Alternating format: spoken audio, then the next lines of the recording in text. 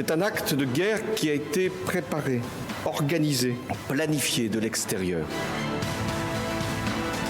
Tuez-les, crachez-leur sur le visage, écrasez-les avec vos voitures.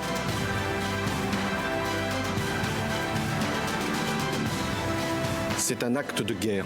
Et face à la guerre, le pays doit prendre les décisions appropriées.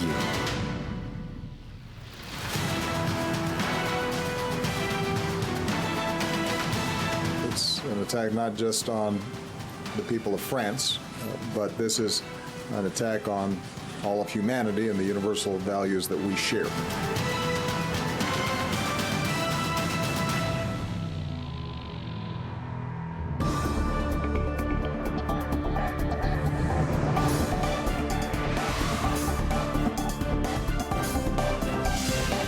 Il est 7h à Paris, 8h à Tel Aviv. Bonjour à tous. Près de 36 heures après les attentats qui ont ensanglanté Paris, voici les dernières informations à retenir. D'abord, le bilan, toujours provisoire. 129 morts et 352 blessés. 99 blessés, toujours dans un état critique. La revendication, Daesh et l'enquête qui continue de progresser. On sait désormais que 3 équipes terroristes se seraient coordonnées. Du côté de l'identité des terroristes, elle n'est pas encore établie. Seul un des tueurs a été identifié, celui du Bataclan. Il s'agit d'un Français âgé de 30 ans, fiché depuis 2010 pour radicalisation. Le profil se répète. Un délinquant de droit commun radicalisé. Son père et son frère ont été placés en garde à vue cette nuit. Et puis un passeport syrien retrouvé sur un kamikaze, cette fois aux abords du Stade de France. Il serait entré en Europe par la Grèce début octobre. Autre information, la piste belge, l'enquête bat son plein également de l'autre côté de la frontière. 3 personnes ont été interpellées dans la banlieue de Bruxelles. Ils pourraient faire partie d'une 3e équipe à l'origine d'une partie des fusillades. Enfin, à événements exceptionnels, mesures exceptionnelles, l'état d'urgence, le rétablissement du contrôle aux frontières et dans le même temps, les drapeaux en berne pour 3 jours de deuil national.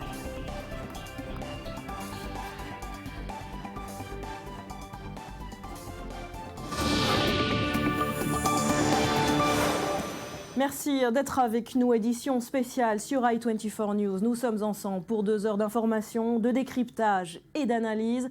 Alors avant de revenir sur l'enquête et ce que l'on sait ce matin, plus de 36 heures après les faits, l'heure est au recueillement, à l'émotion. Gabriel Nolin avec Mathias Inbar. 10 mois après les attentats de janvier, une nouvelle tuerie et la même émotion. Mais cette fois, c'est en bravant l'interdiction de rassemblement que des dizaines de personnes sont venues se recueillir sur la place de la République à Paris. Bougies, mots de soutien, de paix servent à rendre hommage aux victimes. Je me rappelle malheureusement les mêmes événements que lorsque les attentats de Charlie. J'étais venu aussi voir pour me rendre compte, pour essayer de partager en tout cas l'émotion ressentie par les autres. Maintenant, on pense à nos enfants, nos petits-enfants. Nous sommes un pays en état de guerre. C'est même plus vicieux que ça, parce qu'on n'a jamais vu ça, effectivement, d'après les informations, depuis la dernière guerre. Mais c'est encore pire, là, parce que c'est même pas sain, c'est caché, on ne sait plus où on va, là.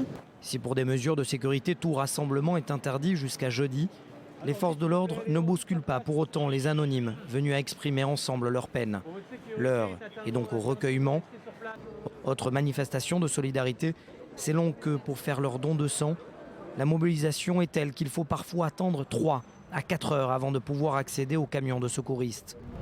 Seule chose qu'on peut faire, donc on est choqué de ce qui s'est passé, triste, et donner son sang, c'est le minimum qu'on puisse faire. Je fais un peu le tour des sites, et il y a selon les sites entre 2 heures et 3-4 heures de queue, donc il y a énormément de donneurs qui sont présentés sur tous les sites. Cet élan de solidarité témoigne de l'état de choc dans lequel se trouvent les Français. Les fusillades à Paris et l'explosion au Stade de France sont les attaques les plus meurtrières que le pays ait connues depuis la Seconde Guerre mondiale. Un deuil national de 3 jours a été décrété.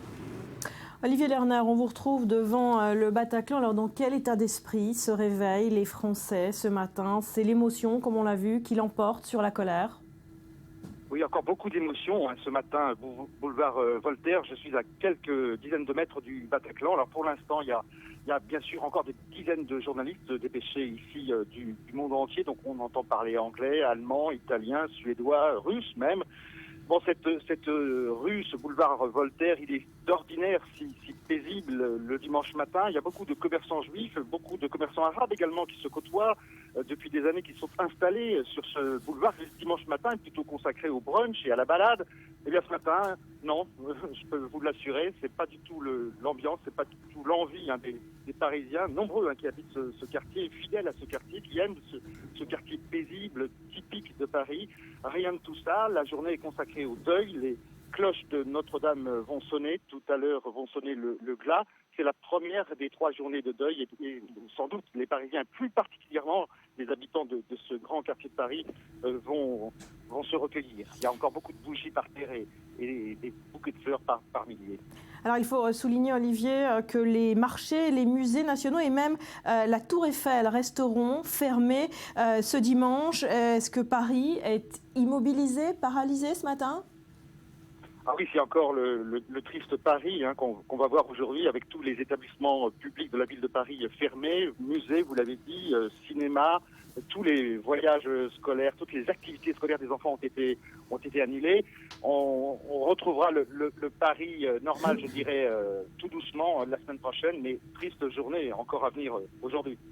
Merci Olivier pour ces précisions. On vous retrouvera évidemment tout au long de cette édition. Nous sommes en guerre. Manuel Valls l'a dit 9 fois en moins de 10 minutes. Le Premier ministre n'avait hier soir qu'un mot à la bouche, guerre, pour qualifier les attentats de Paris. Invité sur le plateau du 20h de TF1, Manuel Valls a insisté également sur la détermination de son gouvernement à punir les coupables. Nous sommes en guerre. Et parce que nous sommes en guerre, nous prenons des mesures exceptionnelles. Et nous agirons. Et nous frapperons cet ennemi pour le détruire, bien sûr en France et en Europe, pour poursuivre ceux qui ont commis cet acte, mais aussi, et vous le savez, en Syrie et en Irak. Et nous répondrons au même niveau que cette attaque, avec une très grande détermination et avec une volonté, je veux le dire à mes compatriotes, avec la volonté de détruire. Et nous gagnerons cette guerre. Parce que nous sommes en guerre, nous devons nous attendre à d'autres répliques, mais nous répliquerons coup pour coup pour détruire Daesh, pour détruire cette armée terroriste. Nous devons anéantir les ennemis de la République, expulser tous ces imams radicalisés comme nous le faisons, déchoir de la nationalité ceux qui bafouent ce qu'est l'âme française. Et puis l'enquête continue de progresser. Plusieurs éléments commencent à s'éclaircir. On sait par exemple que 3 équipes terroristes se seraient coordonnées. C'est le procureur de Paris qui a dévoilé des informations hier soir. Résumé signé Myri Maman. En quelques heures, ce sont 3 commandos terroristes qui ont semé la mort dans les rues de Paris. On peut à ce stade des investigations dire que très vraisemblablement, ce sont 3 équipes de terroristes coordonnées qui sont à l'origine de cette barbarie. En tout, 7 terroristes sont morts au cours de leur périple meurtrier. Ils portaient tous des ceintures d'explosifs. 6 d'entre eux les ont actionnés. Il apparaît que les 7 terroristes ont tous fait usage d'armes de guerre de type Kalachnikov. Il y a des marques différentes, mais on dira pour résumer que ce sont des fusils d'assaut donc de type Kalachnikov, calibre 7,62, et surtout d'un dispositif explosif absolument identique, visant à faire le maximum de victimes en se donnant la mort. Un seul des assaillants a été formellement identifié, l'un des terroristes du Bataclan. Il s'agit d'un Français connu des services de renseignement. Il s'agit d'un individu né le 21 novembre 1985 à Courcouronnes, dans l'Essonne, connu de la justice pour des délits de droit commun.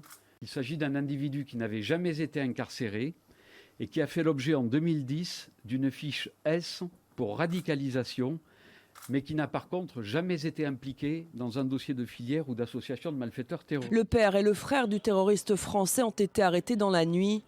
Ils sont interrogés en ce moment. Autre certitude, un passeport syrien a été retrouvé sur l'un des kamikazes du Stade de France. L'homme sur le passeport n'est pas connu des services de renseignement français, mais bien des autorités grecques. Le document appartient à un migrant enregistré à son arrivée en Grèce le 3 octobre dernier, enregistrement au cours duquel ses empreintes ont été relevées. Les enquêteurs français doivent à présent déterminer si le kamikaze est bien le propriétaire du passeport retrouvé. Des Belges seraient également impliqués dans les attentats de Paris.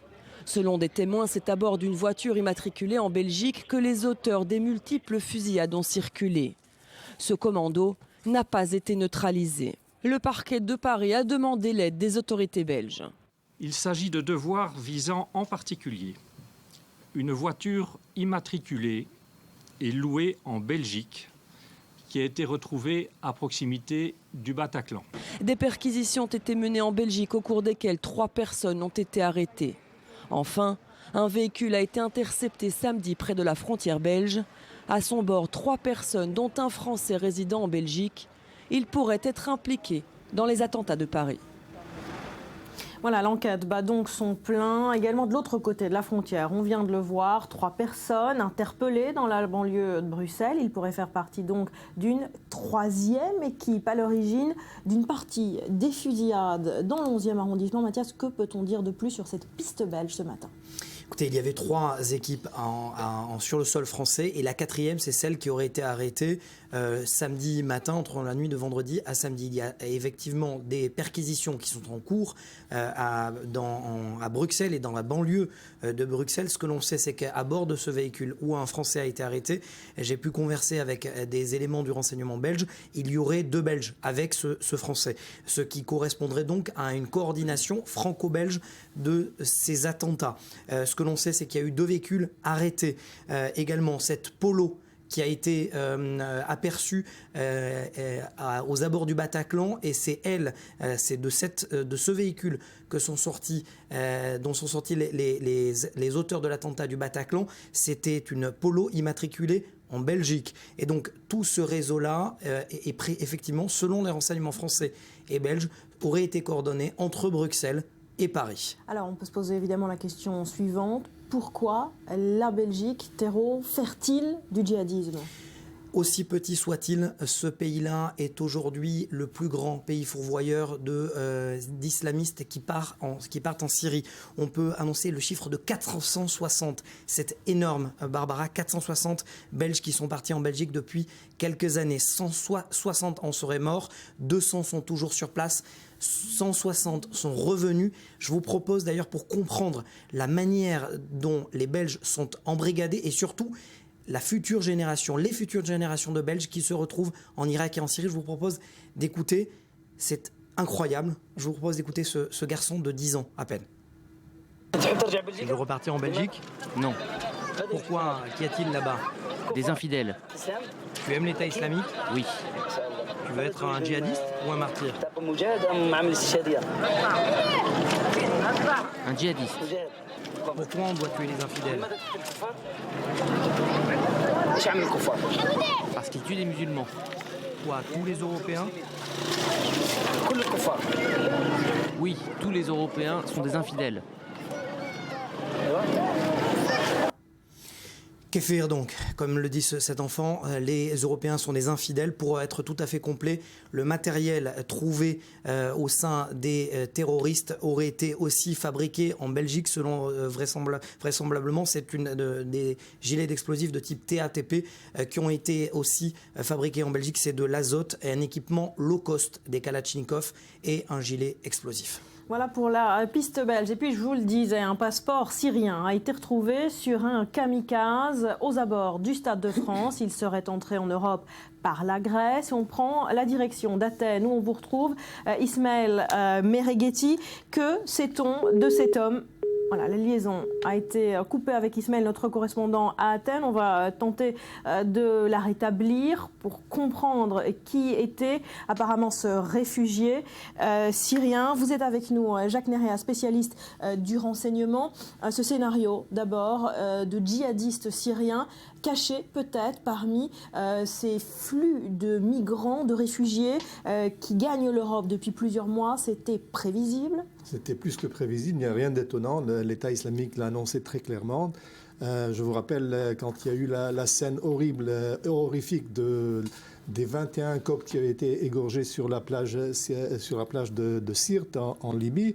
Le flot de sang avait été envoyé, dirigé vers l'Europe, vers Rome, vers Paris, vers Londres et vers toutes les capitales en fait, qui participent à la coalition contre Daesh. Et ils avaient dit très clairement qu'il y aurait plus de 500 000 djihadistes qui envahiraient l'Europe. Donc, à mon avis, le fait d'avoir détecté un Syrien avec un passeport, peut-être avec une identité volée, il faut savoir qu'un passeport syrien aujourd'hui vaut $2 000. Avec $2 000, vous avez un passeport syrien, vous avez un passeport irakien, ce que vous voulez.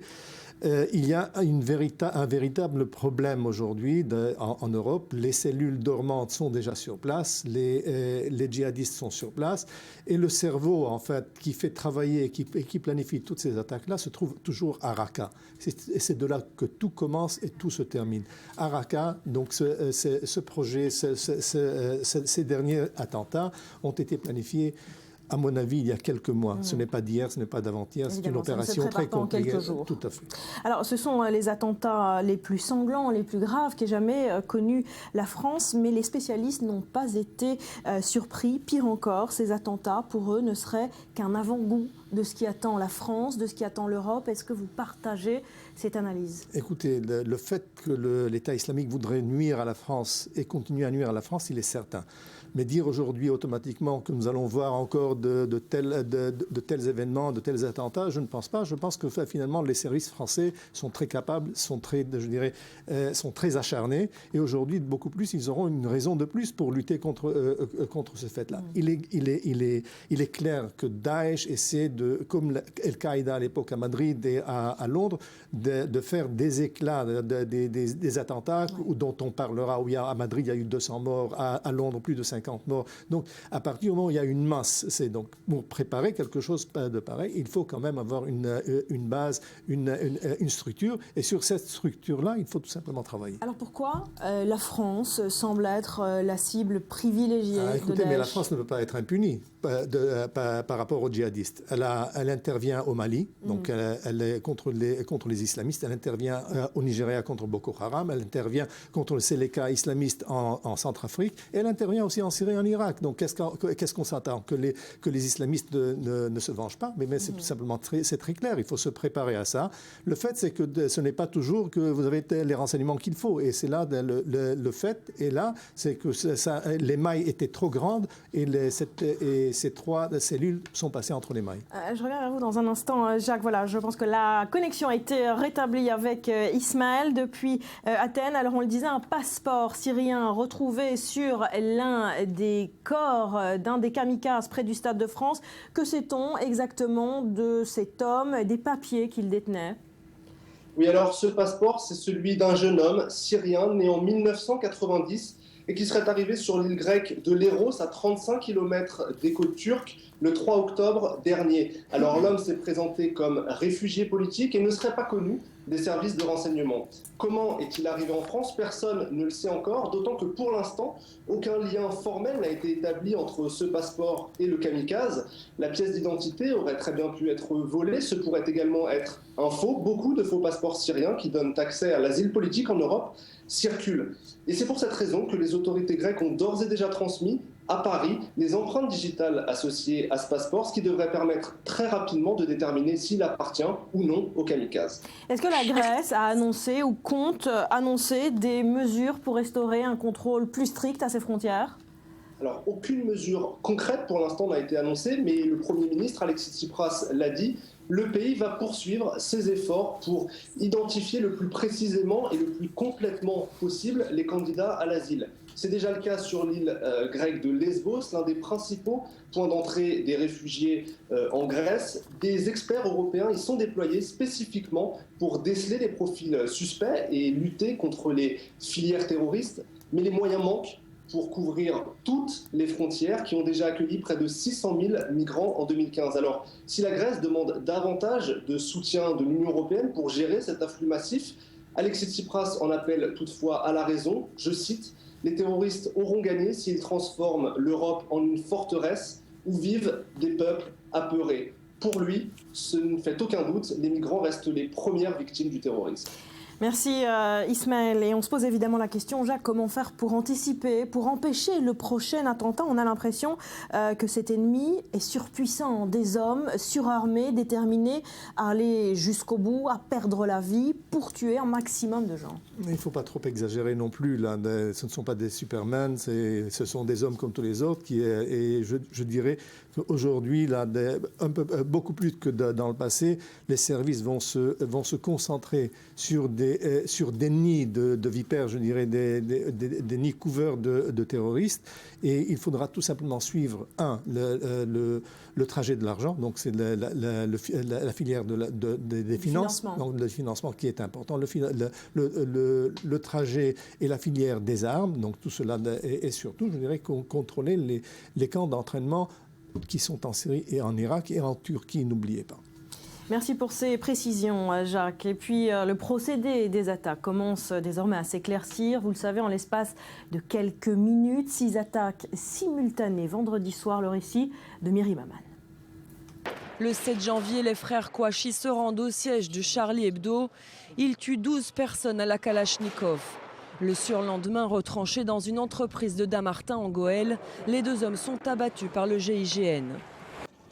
Le 8 janvier, Amédi Koulibaly tue une policière municipale et blesse un agent municipal à Montrouge, en Hauts-de-Seine. L'homme prendra plusieurs personnes en otage le lendemain dans une épicerie cachère de la porte de Vincennes à Paris. Il tue 4 personnes avant d'être abattu dans l'assaut du raid.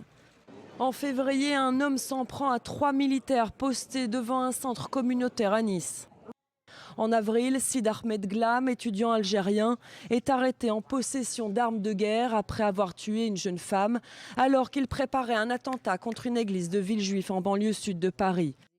En juin, un homme décapite son patron puis après une mise en scène macabre sur fond de drapeau islamiste, tente de faire exploser une usine de Saint-Quentin-Flavie en Isère. Le 21 août, Ayoub El Kazani, jeune Marocain, monte à bord d'un train à grande vitesse Thalys entre Bruxelles et Paris. Il est armé d'une Kalachnikov et d'un pistolet. Un carnage est évité par des passagers, dont des militaires américains en vacances. 2 personnes sont blessées. L'assaillant signalé au service de renseignement comme islamiste radical est interpellé. Fin octobre, un Toulonnais de 25 ans, Hakim Marnissi, est arrêté à Toulon. Il projetait d'attaquer des militaires de la base navale de la ville. Il était en contact avec un djihadiste français basé en Syrie. Les autorités françaises estiment que 1800 Français ou résidents en France sont de près ou de loin concernés par des activités à caractère terroriste. Plus de 570 Français seraient actuellement identifiés dans les groupes terroristes en Syrie ou en Irak. Et au fil des heures qui ont suivi les attentats, chacun évidemment a cherché à joindre ses proches. L'identification des victimes prend du temps face à l'ampleur du drame et certains internautes ont posté très vite sur Twitter des avis de recherche sous le hashtag Recherche Paris. Rudy. Oui, alors tout au long de la journée hier, les internautes se sont familiarisés avec des visages que l'on va voir souvent jeunes et souriants, des personnes manquant à l'appel. Alors vendredi soir, effectivement, peu après les attentats, les internautes ont spontanément lancé des avis de recherche avec donc ce hashtag devenu tristement célèbre, Recherche Paris, utilisé plus de 480 000 fois. L'idée, c'était de diffuser, de rediffuser un maximum les photos de proches qui étaient présents dans la zone du Bataclan ou à l'intérieur de la salle et qui ne répondaient toujours pas, je vous le disais, des visages jeunes et souriants et puis des histoires parfois dramatiques qui se sont racontées au fil de la journée. 2 exemples, celui de Mathias et Marie. Alors c'est un jeune couple de Lorrain, ils venaient juste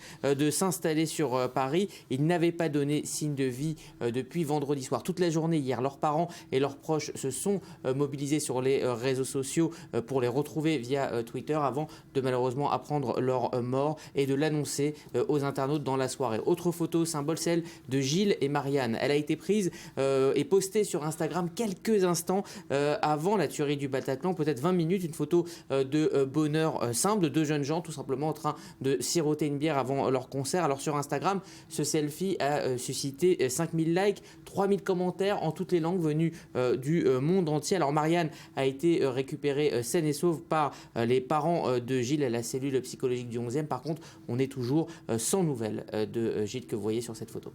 Et puis beaucoup de familles, depuis vendredi soir, ont couru dans les hôpitaux parisiens, les uns après les autres, pour tenter de retrouver leurs proches, au moins d'avoir des nouvelles. Oui, de l'hôpital Pompidou à la Pitié-Salpêtrière, ce fut un long samedi d'angoisse qui, pour certains, s'est terminé, je vous le disais, là, par l'annonce du décès, comme par exemple le décès de la jeune Lola. Je ne sais pas si on va la voir, mais effectivement, Internet a quand même permis de belles histoires de retrouvailles, comme celle d'Arthur et Julia. Cette dernière ne retrouvait pas son petit ami avec qui elle habite dans la zone de cet attentat. Le message a été retweeté bien plus de 300 fois et il a pu être lu par Arthur et le couple s'est retrouvé. Alors à noter pour finir que au-delà de l'élan spontané, une plateforme a été lancée par le gouvernement. Elle a elle aussi été assez efficace. Elle permet de signaler tout à fait officiellement la disparition d'un proche aux autorités, des autorités qui justement commencent à disposer peu à peu de la liste des noms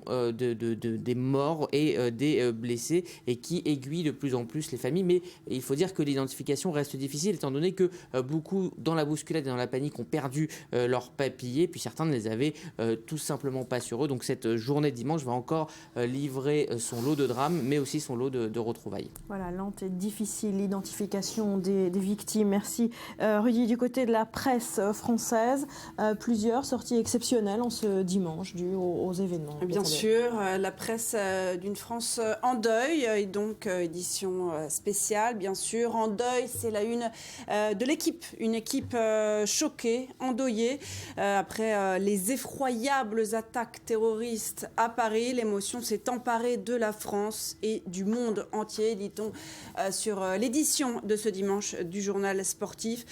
Bougie, deuil et recueillement toujours pour Le Parisien, aussi édition spéciale de la une de Aujourd'hui en France, avec en une ce résistons sous les couleurs de la République, ces couleurs du drapeau français qui ont été reprises à l'envi sur les réseaux sociaux aussi, en transparence sur les photos notamment. Alors la République et puis ses valeurs constamment récupérées ces dernières 24 heures. C'est une République qu'il faut sauver face à la barbarie. Voilà la une du journal du dimanche. La République face à la barbarie. Pas de bougie, pas de cœur. Une barbarie que l'on illustre avec ce corps sans vie, froidement recouvert au milieu des feuilles mortes. Et même si l'enquête se poursuit, Le Monde a lui aussi opté pour les bougies. Le Monde qui souligne la solidarité qui a été manifestée envers les victimes en France et puis de l'étranger. Aussi les milliers de bougies qui ont été disposées sur les rebords des fenêtres. C'est le deuil, mais aussi, insiste Le Monde, un hommage à ces victimes innocentes. Et puis il y a la colère, bien sûr, le chagrin et la colère, et un homme qui se tient la tête entre les mains. C'est une photo qui apparaît régulièrement dans la presse ces dernières heures. Comme trop de douleur à supporter, cette tête entre les mains, ce sera la une du Figaro en ce dimanche 15 novembre. Et encore quelques 24 heures après ces terribles attaques à Paris, on réalise encore à peine ce qui s'est produit. C'était bien le pire des scénarios, écrit Libération, Libé qui, en une, est sans voix, un deuil total et absolu, et une vêtue de noir. La France en deuil, le monde en deuil. Merci Betsabé. On se quitte pour 2 petites minutes. On se retrouve tout de suite après pour la suite de cette édition spéciale.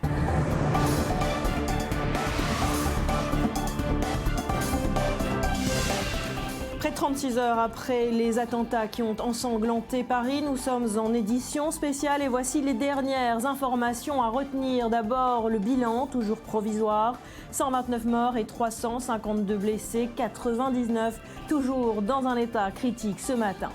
La revendication, Daesh et l'enquête qui continue de progresser. On sait désormais que 3 équipes terroristes se seraient coordonnées. Du côté de l'identité des terroristes, elle n'est pas encore établie. L'un des tueurs a été identifié, celui du Bataclan. Il s'agit d'un Français âgé de 30 ans. Il est fiché depuis 2010 pour radicalisation et le profil se répète. Un délinquant de droit commun radicalisé.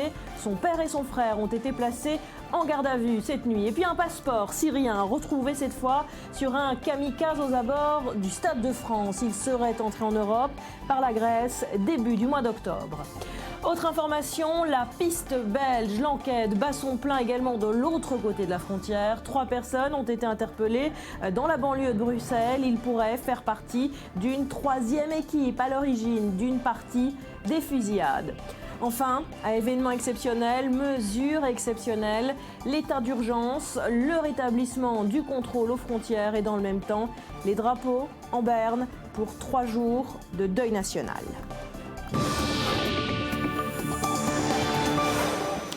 Et immédiatement après les attaques dès vendredi soir, plusieurs mesures exceptionnelles ont été adoptées. Parmi elles, on l'a dit, l'état d'urgence. Steve Jourdain revient sur ces mesures.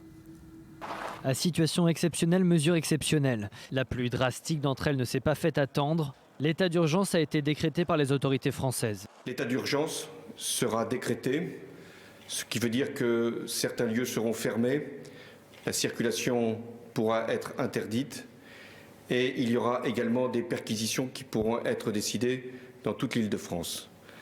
L'état d'urgence, lui, sera proclamé sur l'ensemble du territoire. Un territoire qui sera également étroitement contrôlé.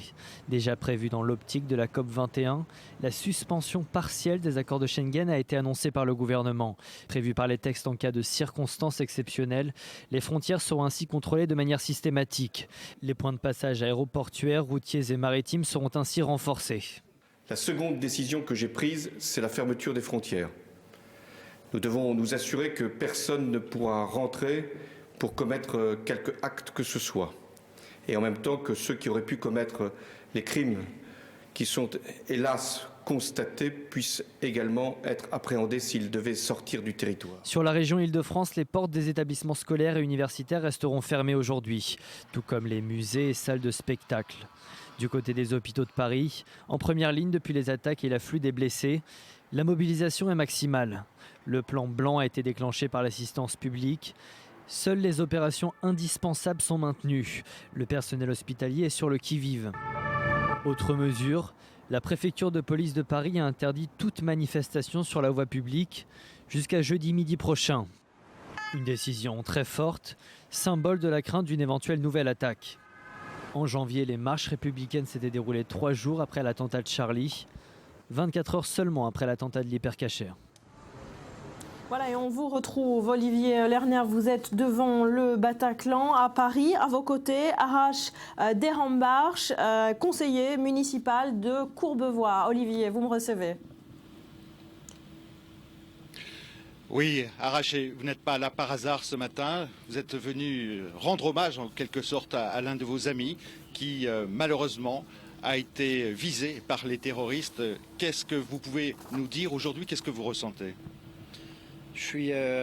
D'abord, il faut rendre hommage aux victimes. Ce n'est pas une période pour parler, s'exprimer de façon trop abrupte. Il faut beaucoup de sérénité. C'est néanmoins l'attentat le plus forte qu'il y a eu depuis la Seconde Guerre mondiale sur notre territoire. Moi, je suis un élu de la République française, je suis un élu à Courbevoie. J'ai perdu un ami là, qui s'appelait Pierrot, qui était propriétaire du restaurant Livio, à qui je rends hommage. Je rends hommage évidemment à toutes les familles des victimes. Il y a eu 129 morts, plus de 300 blessés. C'est un carnage. Vous étiez en contact très peu de temps avant sa mort avec lui. Mais il avait envoyé un message sur Facebook pour dire qu'il allait au concert au Bataclan. Moi, j'étais heureux, je lui avais envoyé un petit message pour lui dire amuse-toi bien. Et puis il est allé, on n'a plus de message. Et puis de fil en aiguille, on a eu des inquiétudes. On a eu la malheureuse nouvelle qu'il a été assassiné, parce que c'est le mot, c'est assassinat. Aujourd'hui, le pays est en état d'urgence maximum. On est en état d'urgence et là, on est en période de guerre maintenant. Vous-même, vous deviez aller au Stade de France? Je devais y aller, je vais pour tous les matchs de l'équipe de France, même pour les matchs du Paris Saint-Germain. Je ne suis pas allé hier par fatigue, vendredi soir plutôt. Je ne suis pas allé parce que j'étais fatigué vendredi soir. Mais bon, voilà, les aléas, c'est comme ça, c'est la vie. Il faut regarder de l'avant maintenant. Dans quel état d'esprit vous êtes ce matin? Non, on est sous état de choc. Paris est tout à fait silencieux. Jamais Paris a été aussi silencieux que cela. La ville aujourd'hui est méconnaissable. Les gens sont restés chez eux, parce qu'à l'inverse de Charlie Hebdo. Parce que Charlie Hebdo, en fait, tout le monde visait en fait des caricaturistes. Les terroristes visaient les caricaturistes pour des raisons qui sont évidemment tout à fait condamnables, mais peut-être compréhensibles de leur point de vue. Là, on a tiré sur des inconnus. Dans un lieu de fête, parce que le 11e arrondissement, le 10e arrondissement, ce sont des lieux de fête, de joie. Et là, du coup, on a essayé de toucher en plein cœur, en fait, l'idée même de ce que c'est que l'idée et les valeurs de la France et de Paris. C'est l'esprit des Parisiens qui va changer, le vôtre également en tant qu'élu municipal? Non, Paris ne pliera pas, la France ne pliera pas, nous gardons la tête haute. personne ne nous impressionnera jamais. Et la France en a vu d'autres. Et je peux vous dire que les terroristes ne nous impressionneront jamais. Arash, merci d'avoir répondu à nos questions. Je retiens effectivement dans vos paroles que vous parlez d'assassinat, de terroristes. Et c'est vrai aussi qu'autour de moi, d'ailleurs, les journalistes aujourd'hui qui parlent de ce carnage qualifient les acteurs de cette tragédie de terroristes et non plus d'assaillants ou de combattants. Voilà, le terrorisme qui s'installe au cœur de la France et le vocabulaire qui est donc en train de changer. Merci Olivier depuis le Bataclan. Et puis le procédé des attaques commence à s'éclaircir. Vous le savez, en l'espace de quelques minutes, 6 attaques simultanées. Le récit de Joseph Emmanuel. 2 explosions retentissent à quelques minutes d'intervalle dans l'enceinte du Stade de France. Nous sommes vendredi soir. François Hollande assiste au match amical France-Allemagne. Il est immédiatement exfiltré, mais le match continuera jusqu'à la fin. Les détonations ont tout de même été entendues par les joueurs, par le public également. Mais on pense d'abord à des pétards. Ce sont des kamikazes qui se sont fait exploser. L'opération aurait en partie échoué.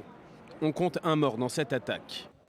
Au même moment, une voiture immatriculée en Belgique s'arrête au coin des rues Bichat et Alibert, dans le 10e arrondissement de Paris. À l'intérieur, 2 hommes jeunes. S'en suivent 3 minutes de rafales d'armes automatiques. Visés, les clients attablés à la terrasse du bar Le Carillon. En face également, les clients du restaurant Le Petit Cambodge. Personne n'est épargné. La voiture repart. Ils sont plusieurs étalés à même le sol. Depuis l'avenue Parmentier, les sirènes des ambulances déchirent la nuit parisienne. L'attaque a fait une quinzaine de morts. 5 minutes plus tard, une demi-dizaine de personnes sont abattues à la terrasse d'une pizzeria. Nous sommes rue de la Fontaine-au-Roi, tout près de la place de la République. 21h36, la terreur frappe pour la 5e fois la capitale. Rue de Charonne cette fois-ci. 2 tireurs descendent avec calme de leur voiture. Ils ouvrent le feu. Plusieurs rafales contre le bar La Belle Équipe. La rue s'emplit de cris. Les tireurs remontent en voiture et repartent. Au moins 19 personnes meurent sur le coup. Près de 15 sont blessés en urgence absolue. Moins de 10 minutes passent. À quelques dizaines de mètres de la place de la Nation, une énorme explosion.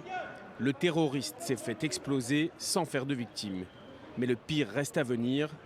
50 boulevard Voltaire, la salle mythique du Bataclan. Ce vendredi soir, c'est salle comble. 1500 personnes écoutent depuis une demi-heure un groupe de rock américain. Soudain, des coups de feu retentissent dans la salle. Selon des témoins, 4 jeunes, à visage découvert, tirent à la mitraillette. La panique s'empare de la foule. Tous se couchent au sol. Du sang gicle. Les éclats de balles volent. Des gens hurlent. Les terroristes, eux, sont calmes, chargent et rechargent et tirent. Des grenades sont même jetées.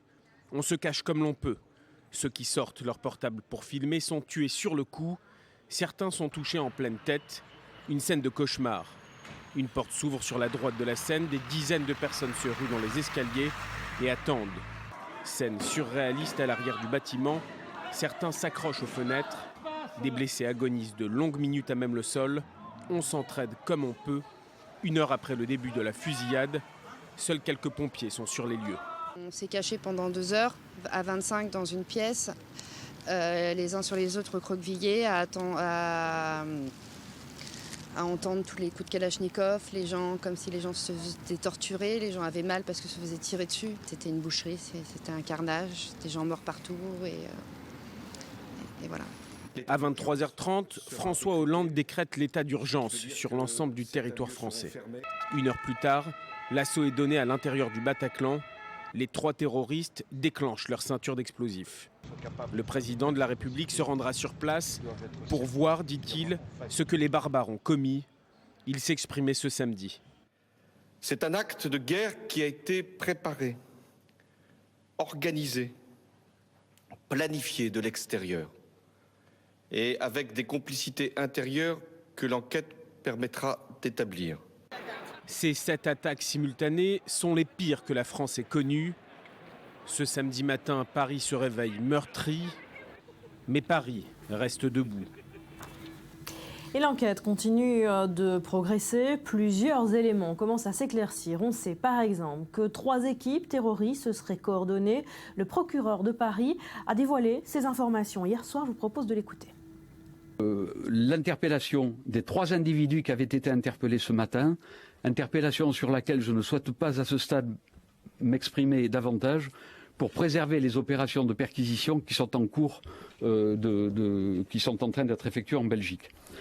J'ajouterai en ce qui concerne ces 3 individus, je vous ai dit qu'ils résidaient en Belgique, j'ajouterai qu'il s'agit d'individus qui ne sont pas connus des services de renseignement français. À l'heure où je vous parle, nous déplorons sur les différents sites des attentats la mort de 129 personnes, bilan malheureusement provisoire et évolutif, donc compte tenu du nombre de blessés qui se trouvent toujours dans des états d'urgence absolue. Outre ces décès, le bilan des personnes blessées s'établit à l'instant comme suit: 352 personnes blessées, dont au moins 99 en état d'urgence absolue. 7 terroristes sont morts au cours de leur action criminelle. Face à l'atrocité des actes commis, notre combat dans la lutte contre le terrorisme est plus que jamais déterminé. Voilà un réseau qui s'étend jusqu'à la Belgique et c'est donc toute l'Europe qui se sent en guerre depuis vendredi soir. Et l'on compte plusieurs incidents, mais surtout une vigilance inédite sur l'ensemble du continent. Mathias, 2 incidents d'abord. Oui, 2 incidents qui montrent aussi la panique dans laquelle l'Europe est plongée. Tout d'abord, un Français qui a été arrêté à l'aéroport international de Heathrow à Londres avec un revolver. Et donc, il a été immédiatement arrêté. Puis un vol Air France au départ d'Amsterdam qui a été arrêté et finalement qui a pu prendre vol à cause d'un tweet en lien avec les attentats. Donc on voit aussi la panique qui sévit en Europe. Voilà, la panique et la vigilance, si on le comprend bien, ces filières djihadistes étendent leur toile un petit peu partout en Europe, sans frontières. Et surtout entre la France et la Belgique, des histoires sombres en parallèle. On peut citer notamment Mehdi Nemmouche, d'origine française, qui avait résidé en Belgique avant de commettre son attentat à Bruxelles. Lui aussi dans cette même banlieue de Molenbeek. Exactement. On sait également que les forces françaises ont laissé faire les forces belges lorsque ces dernières ont opéré en janvier dernier contre un bastion, une cellule islamiste, que ce soit à Bruxelles, mais également à Anvers. Mais on le sait, énormément de djihadistes qui viennent de toute l'Europe, qui sont partis en Syrie, en Libye, en Irak, reviennent en Europe. Et où est-ce qu'elles s'entraînent ? Principalement dans cette forêt des Ardennes, entre la Belgique et la France. Il y a énormément de coups de feu qui sont tirés dans cette forêt, très peu d'opérations, mais finalement aussi ce qui montre également ici ce problème-là de cette coordination franco-belge des terroristes, c'est qu'il y a un manque de coordination aussi des services de renseignement. Si là, ça a l'air de fonctionner parce que les Français laissent faire les Belges, actuellement, il y a une série de perquisitions. Jusqu'à présent, les services européens ne communiquent pas. La raison pour laquelle ils ne communiquent pas, c'est que chacun essaye de sortir le premier l'information. Je parlais tout à l'heure des ceintures explosives de TATP. Ces ceintures explosives, on les retrouve en France, en Belgique, mais également à Londres. Ce sont celles qui ont fait exploser le bus en 2005 et aucune coordination entre les services de renseignement. Voilà pour ces précisions et on tente de comprendre évidemment qui sont ces terroristes à l'œuvre. On ne connaît pas encore leur identité, mais leur mode opératoire peut nous apprendre beaucoup de choses. Ali Waqued, vous êtes avec nous. D'abord, le sang-froid de ces terroristes qui sont passés à l'acte vendredi soir. Il prouve que ce sont des professionnels entraînés au profil de djihadistes forcément revenus de zones de combat. Je ne sais pas s'ils sont revenus des zones de combat, Barbara, mais ici et ailleurs, on a parlé à plusieurs reprises de la machine de propagande et d'incitation de l'État islamique. Une machine très sophistiquée. Et d'ailleurs, il y a des codes. Quand on voit que parmi les assaillants, il y a un Égyptien, il y a un Syrien, il y a un Français, c'est un message envoyé aux jeunes Égyptiens, c'est un message envoyé aux jeunes Syriens, c'est un message envoyé aux jeunes musulmans de France que vous pouvez aussi faire partie de cette campagne en arabe, cette rasoir contre les croisades, contre ceux qui attaquent les pays musulmans. L'État islamique, Barbara, est là des cellules dormantes, ça, tout le savait. Et on a l'impression que ces cellules dormantes n'attendent que l'ordre en provenance de Raqqa, la capitale du califat d'Abou Bakr al-Baghdadi. Alors un mot du procédé, du mode opératoire, on l'a vu, des méthodes commando finalement, des ceintures explosives, des kalachnikovs, ce sont tous les codes finalement des guerres au Moyen-Orient qui s'importent au cœur de l'Europe. C'est une première pour Daesh. C'est une première, mais c'est une première qui arrive aussi, qui est arrivée il y a quelques jours avec moins de succès à la banlieue sud de Beyrouth. On a vu ce qui s'est passé avec la réussite qu'ils ont fait pénétrer un kamikaze ou une bombe à l'avion russe. Barbara, les djihadistes de l'État islamique se sont entraînés quelque part. Ils sont entraînés dans des camps d'entraînement où étaient impliqués des entraîneurs occidentaux. Il faut le dire, ça on n'aime pas le dire, mais les djihadistes de l'État islamique sont financés, sont orchestrés. La frontière entre la Turquie et la Syrie est devenue, les dernières années avant l'attaque, il y a quelques mois en Turquie, en une promenade libre où tout le monde pouvait passer, où tout le monde pouvait s'entraîner. Et là, l'Occident est en train de payer une partie de cette attitude qui s'est laissé faire par l'Arabie saoudite et le Qatar de financer et d'entraîner ces jeunes-là. Et on voit maintenant les conséquences. Voilà, la question du financement, la question des frontières également. Et puis la quasi-totalité des chefs d'État étrangers ont réagi, évidemment. Ils ont transmis très vite leur solidarité au peuple de France. Des réactions en cascade qui s'enchaînent. Depuis vendredi soir, Elsa Mimoun les a compilées pour nous. Une véritable démonstration de solidarité internationale. Qu'ils viennent d'hommes et femmes politiques ou de simples anonymes, Paris a reçu en quelques heures des centaines de milliers de messages de soutien. Les chefs d'État de nombreux pays ont pris la parole très tôt pour afficher leur soutien inconditionnel à la France. Nous voulons dire à nos amis français que nous sommes avec eux. Ils peuvent compter sur nous et nous ressentons leur tragédie comme la nôtre. Nous sommes solidaires avec vous. Nous sommes tous ensemble. Je voudrais exprimer mes condoléances à mon homologue François Hollande et à la nation française pour ses pertes. Nous avons offert toute l'aide du gouvernement canadien au gouvernement français, en plus de nos sympathies et nos condoléances. François Hollande s'est entretenu avec nombre de ses homologues, du roi du Maroc Mohamed VI à la chancelière allemande, en passant par des responsables européens, mais aussi avec les représentants de pays également touchés récemment par des attaques terroristes, comme le Liban ou la Tunisie. La Tunisie condamne ces attaques absolument absurdes et obscurantistes contre le cœur de la France, c'est-à-dire Paris, la ville des Lumières. C'est l'obscurantisme contre la lumière. Et au fond, nous étions exactement dans la même situation au Bardo. Après les condamnations qui fusent de toutes parts, vient le temps des actes. L'Italie, également menacée par le groupe État islamique, a d'ores et déjà annoncé de nouvelles mesures de sécurité sur son sol. Nous avons intensifié les contrôles aux frontières dans tout le pays. Je demande à tous les partis politiques d'agir de façon responsable. À cet instant, nous devons être unis. Juste après les attentats de janvier à Charlie Hebdo et dans un hypercachère parisien, une cinquantaine de chefs d'État avaient défilé ensemble à Paris. Mais les conditions actuelles de sécurité ne permettront sûrement pas un nouvel acte de solidarité de ce type. Betabé, du côté de la presse étrangère, quel est le ton ce matin? Est-ce que les attentats de Paris continuent de faire la une?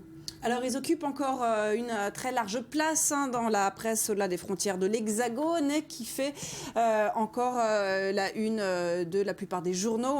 Ce vendredi noir, comme en France, le deuil et le recueillement, mais bien sûr, depuis l'étranger, eh bien, l'émotion est quand même un petit peu moins forte. L'analyse est plus froide, notamment outre-Atlantique. Regardez le titre du New York Times. Les attaques sont l'œuvre de 3 équipes, un acte de guerre de Daesh qui s'empresse de remarquer le quotidien américain, va pousser les États-Unis à réévaluer la menace que le groupe représente. Bien sûr, 3 équipes toujours pour le Washington Post aux États-Unis, donc toujours qui souligne le journal. Ces 3 équipes avaient pour objectif de tuer le maximum de personnes possible et elles ont sans doute atteint leurs objectifs avec cet enchaînement horrifiant de balles et d'explosions, écrit le journal.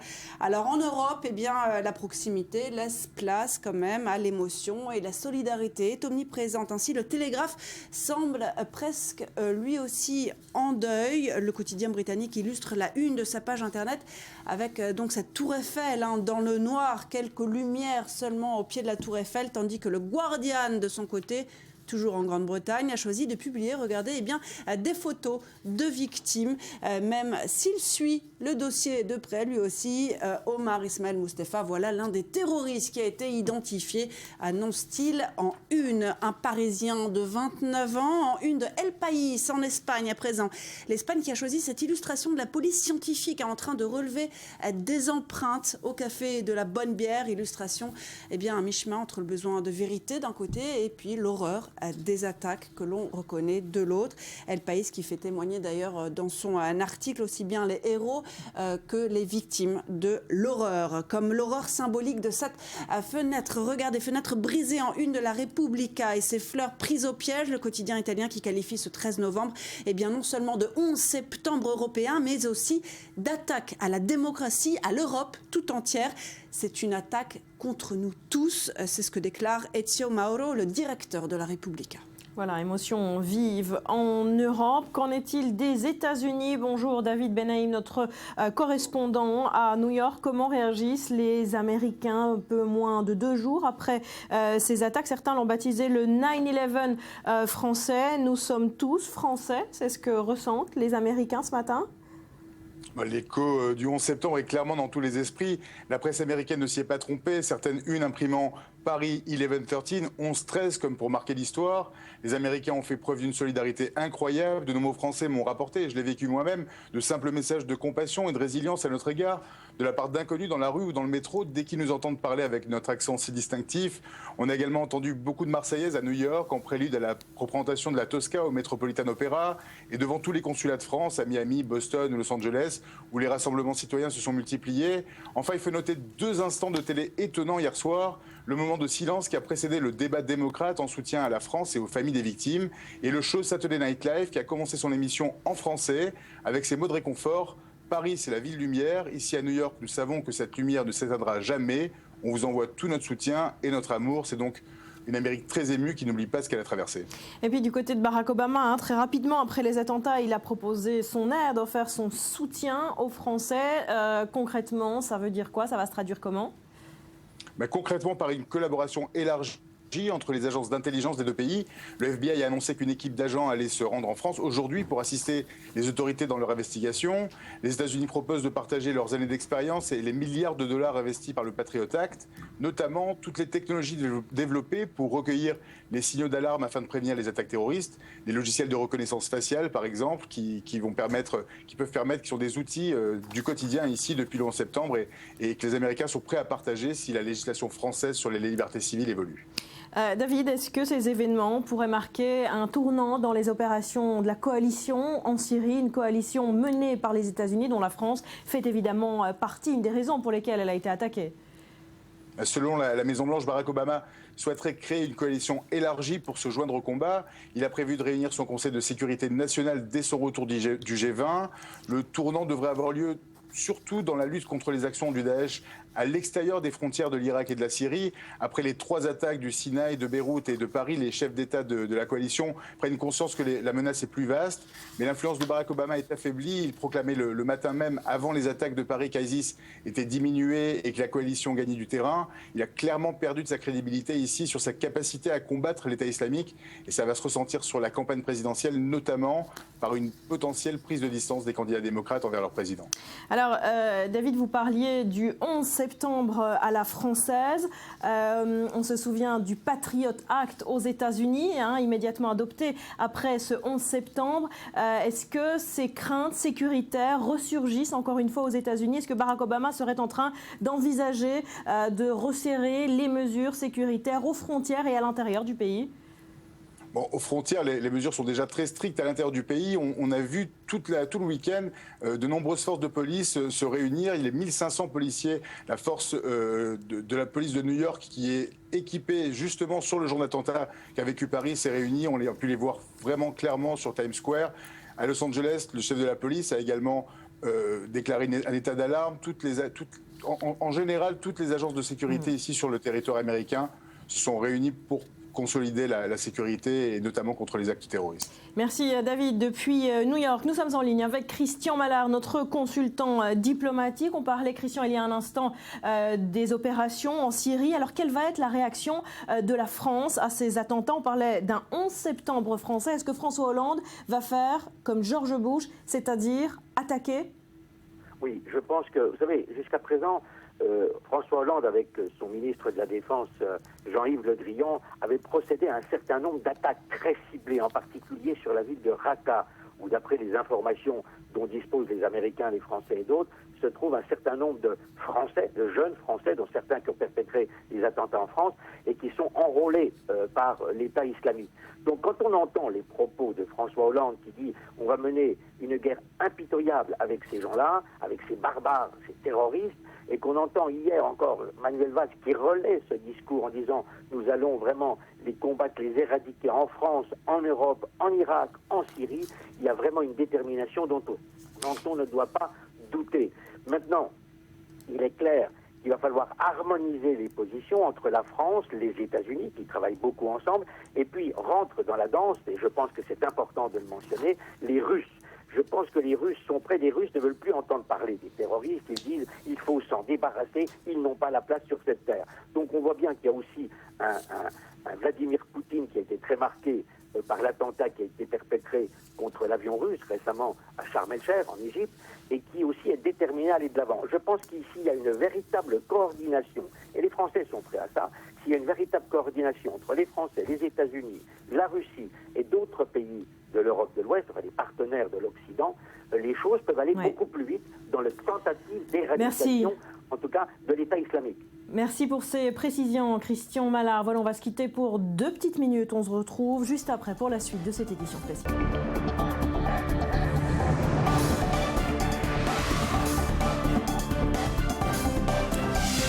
Il est 8h à Paris, 9h à Tel Aviv. Bonjour et bienvenue si vous nous rejoignez près de 36 heures après les attentats qui ont ensanglanté Paris. Voici les dernières informations à retenir. D'abord, le bilan, toujours provisoire, 129 morts et 352 blessés, 99 toujours dans un état critique.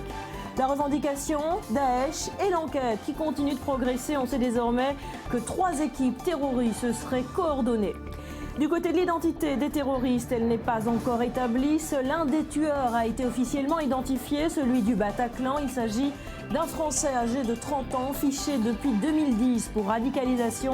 Le profil se répète, un délinquant de droit commun radicalisé. Son père et son frère ont été placés en garde à vue cette nuit. Et puis un passeport syrien a été retrouvé sur un kamikaze, cette fois aux abords du Stade de France. Il serait entré en Europe par la Grèce début octobre. Autre information, la piste belge, l'enquête bat son plein également de l'autre côté de la frontière. 3 personnes ont été interpellées dans la banlieue de Bruxelles. Ils pourraient faire partie d'une 3e équipe à l'origine d'une partie des fusillades. Enfin, à événement exceptionnel, mesures exceptionnelles, l'état d'urgence, le rétablissement du contrôle aux frontières et dans le même temps les drapeaux en berne pour 3 jours de deuil national. Alors avant de revenir sur l'enquête et ce que l'on sait ce matin, plus de 36 heures après les faits, l'heure est au recueillement, à l'émotion. Gabriel Nolin avec Mathias Inbar. 10 mois après les attentats de janvier, une nouvelle tuerie et la même émotion. Mais cette fois, c'est en bravant l'interdiction de rassemblement que des dizaines de personnes sont venues se recueillir. Sur la place de la République, à Paris, bougies, mots de soutien, de paix servent à rendre hommage aux victimes. Je me rappelle malheureusement les mêmes événements que lorsque les attentats de Charlie. J'étais venu aussi voir pour me rendre compte, pour essayer de partager en tout cas l'émotion ressentie par les autres. Maintenant on pense à nos enfants, nos petits-enfants. Nous sommes un pays en état de guerre. C'est même plus vicieux que ça parce que on n'a jamais vu ça, effectivement, d'après les informations, depuis la dernière guerre. Mais c'est encore pire, là, parce que c'est même pas sain, c'est caché, on ne sait plus où on va, là. Si pour des mesures de sécurité, tout rassemblement est interdit jusqu'à jeudi, les forces de l'ordre ne bousculent pas pour autant les anonymes venus à exprimer ensemble leur peine. L'heure est donc au recueillement. Autre manifestation de solidarité, c'est long que pour faire leur don de sang, La mobilisation est telle qu'il faut parfois attendre 3 à 4 heures avant de pouvoir accéder aux camions de secouristes. Seule chose qu'on peut faire, donc on est choqué de ce qui s'est passé, triste, et donner son sang, c'est le minimum qu'on puisse faire. Je fais un peu le tour des sites et il y a, selon les sites, entre 2 heures et 3-4 heures de queue. Donc il y a énormément de donneurs qui sont présentés sur tous les sites. Cet élan de solidarité témoigne de l'état de choc dans lequel se trouvent les Français. Les fusillades à Paris et l'explosion au Stade de France sont les attaques les plus meurtrières que le pays ait connues depuis la Seconde Guerre mondiale. Un deuil national de 3 jours a été décrété. Voilà, et puis les mots qui reviennent sans cesse depuis vendredi: choc, carnage, cauchemar. Je vous propose d'écouter quelques témoins de l'attaque au Bataclan. Beaucoup de cris, beaucoup de panique, tout le monde s'est jeté au sol. Mais après c'était méthodique, quoi. Il tirait un peu partout au hasard. Et après il tirait je l'ai vu tirer dans des gens, dans la foule, au sol. Donc là on s'est dit ça va mal finir, donc il faut qu'on s'en aille. Donc on a essayé de partir chacun de notre côté, un peu comme tout le monde. Et puis voilà. On a réussi à s'échapper par une porte dès qu'il était à même la Seine. Et on s'est caché pendant 2 heures à 25 dans une pièce. Les uns sur les autres recroquevillés à entendre tous les coups de Kalachnikov, les gens comme si les gens se faisaient torturer, les gens avaient mal parce que se faisaient tirer dessus. Au bout de 2 heures, on a entendu des noms, des prénoms, et c'était je sais pas, le GIGN ou je sais pas quoi, enfin en tout cas les flics, et ils nous ont demandé de sortir les mains en l'air, de sortir les blessés. Et on est sortis, ils nous ont protégés, c'était une boucherie, c'était un carnage, des gens morts partout, et voilà. On vit un cauchemar, on ne sait pas, on a l'impression de... C'est pas la réalité, c'était pas vrai là. C'est pas trop ce qu'on vient de vivre en fait.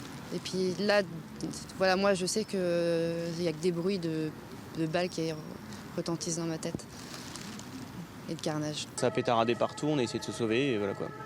On s'est retrouvés face au type et... Il ne nous a pas tiré dessus. Donc voilà, on a pu s'enfuir.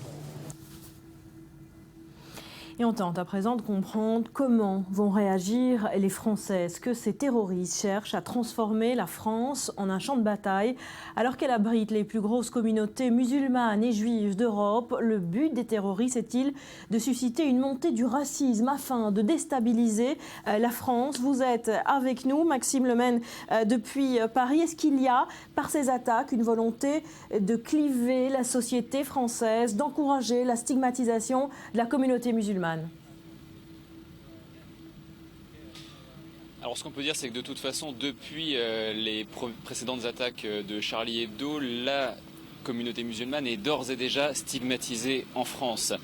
Et pour avoir discuté avec beaucoup de personnes depuis ces nouvelles attaques, il est vrai qu'on commence déjà à entendre parler d'amalgame, parler de clivage, mais voilà, c'est certain.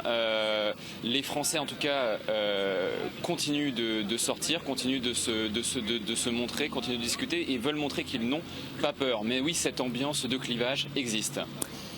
Maxime, vous êtes près du Bataclan. La rue est encore fermée. Pour quelle raison ? La rue est encore fermée puisque les enquêteurs continuent leurs investigations. J'ai moi-même voulu tout à l'heure accéder au site et les policiers m'ont fait signe de ne pas m'approcher. Par contre, aux abords, la vie a repris son cours. Les terrasses des cafés vont commencer à se remplir. Là, il est 8h pour l'instant, mais d'ici 9h, je peux vous parier que les terrasses des cafés verront arriver de nouveau leurs habitués. C'est sûr qu'au cœur des conversations, il y aura toujours ces tragiques attentats, mais il y aura du monde. Voilà, et on le voit, beaucoup de journalistes aussi présents évidemment encore sur place. Un mot de politique tout de même, Maxime, à 3 semaines des élections régionales, est-ce que les Français vont réagir à vif par les urnes? Est-ce qu'on commence à comprendre à qui va profiter ces événements? Alors pour l'instant, aucun sondage ne permet d'imaginer, d'envisager quelle va être la réaction des Français dans les urnes. Par contre, on y est tous très attentifs. C'est évident que ça va avoir un impact sur leur manière de voter. Pour l'instant, ce qu'il faut noter, c'est l'union sacrée, l'union nationale qui est respectée par la plupart des partis et à laquelle les gens que nous rencontrons dans la rue sont extrêmement attachés. Ils espèrent que ça va durer. J'ai rencontré beaucoup de personnes dans les cafés, dans la rue, dans les trains, puisque les gens continuent de circuler et beaucoup de personnes craignent que cette union prenne fin d'ici quelques semaines lorsque malheureusement on aura un petit peu oublié les attentats. Merci Maxime. Et justement, c'est la question qu'on se pose. On tente de comprendre si cette unité nationale va tenir bon alors que l'ensemble de la classe politique s'était rassemblée derrière François Hollande après les attentats de janvier. Eh bien, cette unité ne semble pas forcément acquise au lendemain de ces nouvelles attaques. État d'urgence, deuil national de 3 jours, bâtiments publics en partie fermés et manifestations annulées. Les réunions de crise se succèdent les unes après les autres. Les premières mesures ont été prises très vite par le chef de l'État. L'armée et les forces de sécurité intérieure donc sont mobilisées au plus haut niveau de leurs possibilités. Et j'ai veillé à ce que tous les dispositifs soient renforcés à l'échelle maximale. Des militaires patrouilleront en plein Paris tout au long de ces prochains jours. François Hollande a par ailleurs appelé à l'unité de toute la classe politique et de tous les Français. Plusieurs de ses opposants politiques ont transmis ce même message d'unité, approuvant les mesures prises par le gouvernement. Au-delà du nécessaire état d'urgence et des contrôles aux frontières, nous soutiendrons toutes les décisions qui iront dans le sens d'un renforcement drastique des mesures de sécurité qui permettront de protéger la vie de nos compatriotes. À moins d'un mois des élections régionales, plusieurs candidats ont officiellement suspendu leur campagne jusqu'à nouvel ordre, une façon de privilégier le rassemblement en cette période de deuil. Le report du scrutin, bien qu'envisagé un moment, n'a pas été décrété. Jean-Luc Mélenchon a appelé à la retenue tandis que l'extrême gauche dénonce les guerres impérialistes menées par la France. Plusieurs membres des Républicains ont fait fi de l'unité et ont critiqué le gouvernement pour sa politique migratoire. Même son de cloche au Front National, la présidente du parti d'extrême droite a également visé les étrangers et notamment les réfugiés en situation irrégulière. La France doit interdire les organisations islamistes, fermer les mosquées radicales et expulser les étrangers qui prêchent la haine sur notre sol, ainsi que les clandestins qui n'ont rien à y faire. L'esprit du 11 janvier et l'unité politique, brève mais quasi totale, qui avait envahi la France au lendemain des attentats de janvier, semble bien loin, à quelques semaines des élections régionales. Myriam, on est en train d'assister aux premières failles de l'unité nationale. L'unité nationale qui est peut-être, c'est ce qui est en train de se révéler, l'autre victime de ces attentats de Paris. Le consensus politique est certes mis à mal et les premières déclarations vivement et fortement agressives à l'encontre du gouvernement français n'ont pas tardé. Alors si, du côté de Nicolas Sarkozy, il y a de fait une union nationale, cela n'empêche pas pour autant de légères critiques. Et Nicolas Sarkozy qui demande notamment des inflexions majeures, tandis que l'UDI, de son côté, appelle le gouvernement français actuel à faire la guerre pour de vrai. La France est en guerre, c'est Valls qui l'a dit, et du coup la classe politique n'y échappe pas. Et alors où sont les failles ? Eh bien elles sont notamment du côté du Front National. Alors est-ce que c'est la faute aux élections régionales qui sont trop proches ou alors à un traumatisme trop grand ? Une chose est sûre, Nadine Morano, comme d'habitude, virulente, n'a pas sa langue dans sa poche. Elle affirme être favorable à l'union nationale pour respecter le deuil et les victimes, mais certainement pas pour excuser et diluer, dit-elle, les échecs du gouvernement. Marine Le Pen, elle, s'est soigneusement abstenue d'attaquer nommément François Hollande ou encore Manuel Valls. Mais les autres têtes du FN s'en sont occupées. Pour elle, Collard n'hésite pas à appeler à la démission de François Hollande, tandis que Louis Alliot affirme « Voyez, monsieur Valls, où est le danger, le vrai ». Est-ce que François Hollande peut encore faire quelque chose pour resserrer les rangs, préserver cette unité ? Eh bien, la séance de rattrapage, c'est aujourd'hui et demain pour François Hollande, si tant est qu'il puisse faire quelque chose, le président de la République française. Séance de rattrapage parce que François Hollande va recevoir ce dimanche matin à l'Elysée Nicolas Sarkozy, mais également parce qu'il va s'exprimer de façon tout à fait exceptionnelle devant le Congrès réuni à Versailles. Il a voulu ce consensus politique, cette unité nationale, et pour ce faire, il va devoir convaincre la classe politique française, la population française de ne pas se tromper d'ennemi. L'ennemi, ce sont les terroristes. Voilà, le Congrès réuni demain à Versailles. 1 minute de silence prévue demain à midi. Et immédiatement après les attaques dès vendredi soir, plusieurs mesures exceptionnelles ont été adoptées. Parmi elles, vous le savez, l'état d'urgence. Steve Jourdain revient sur ces mesures. À situation exceptionnelle, mesure exceptionnelle. La plus drastique d'entre elles ne s'est pas fait attendre. L'état d'urgence a été décrété par les autorités françaises. L'état d'urgence sera décrété, ce qui veut dire que certains lieux seront fermés, la circulation pourra être interdite et il y aura également des perquisitions qui pourront être décidées dans toute l'Île-de-France. L'état d'urgence, lui, sera proclamé sur l'ensemble du territoire. Un territoire qui sera également étroitement contrôlé. Déjà prévu dans l'optique de la COP21, la suspension partielle des accords de Schengen a été annoncée par le gouvernement. Prévue par les textes en cas de circonstances exceptionnelles, les frontières seront ainsi contrôlées de manière systématique. Les points de passage aéroportuaires, routiers et maritimes seront ainsi renforcés. La seconde décision que j'ai prise, c'est la fermeture des frontières. Nous devons nous assurer que personne ne pourra rentrer pour commettre quelque acte que ce soit.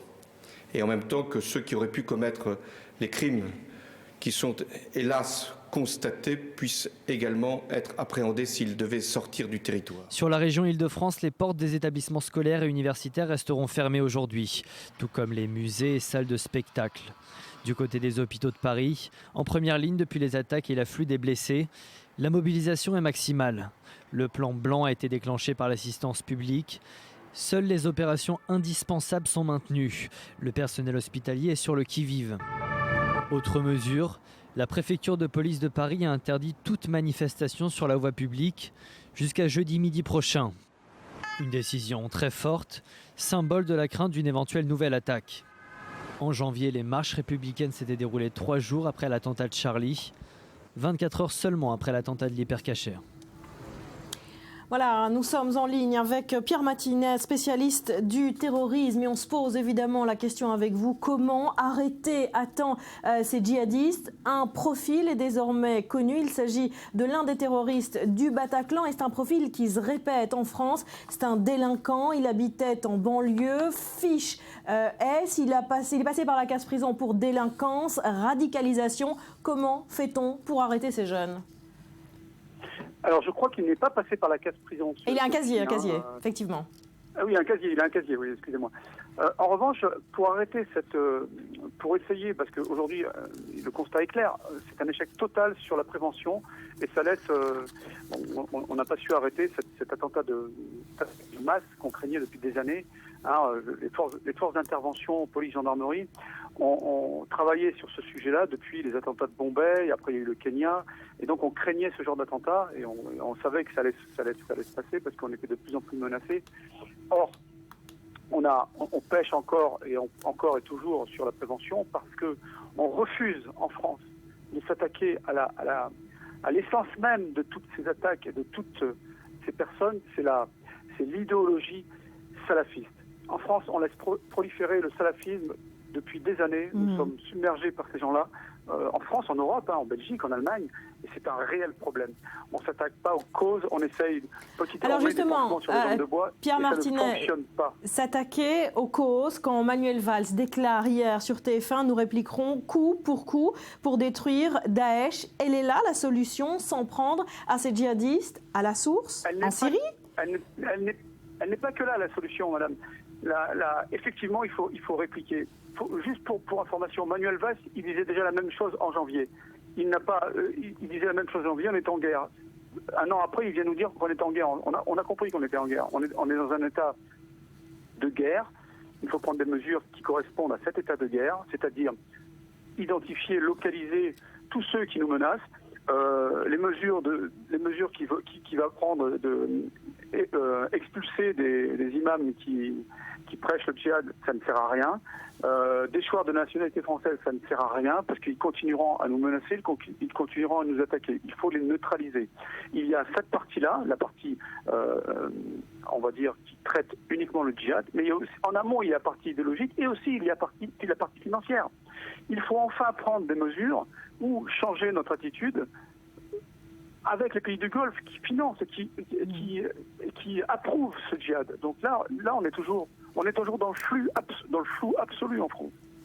Voilà, s'en prendre au financement. Vous n'êtes pas le premier à le répéter ce matin. Merci Pierre Martinet pour ces précisions. Et depuis les attentats de janvier, on l'a dit, on vient de l'évoquer, la France a continué coup sur coup d'être la cible d'attaques jusqu'à ce vendredi. Elles ont pu être déjouées, c'est ce que nous rappelle Myriam Aman.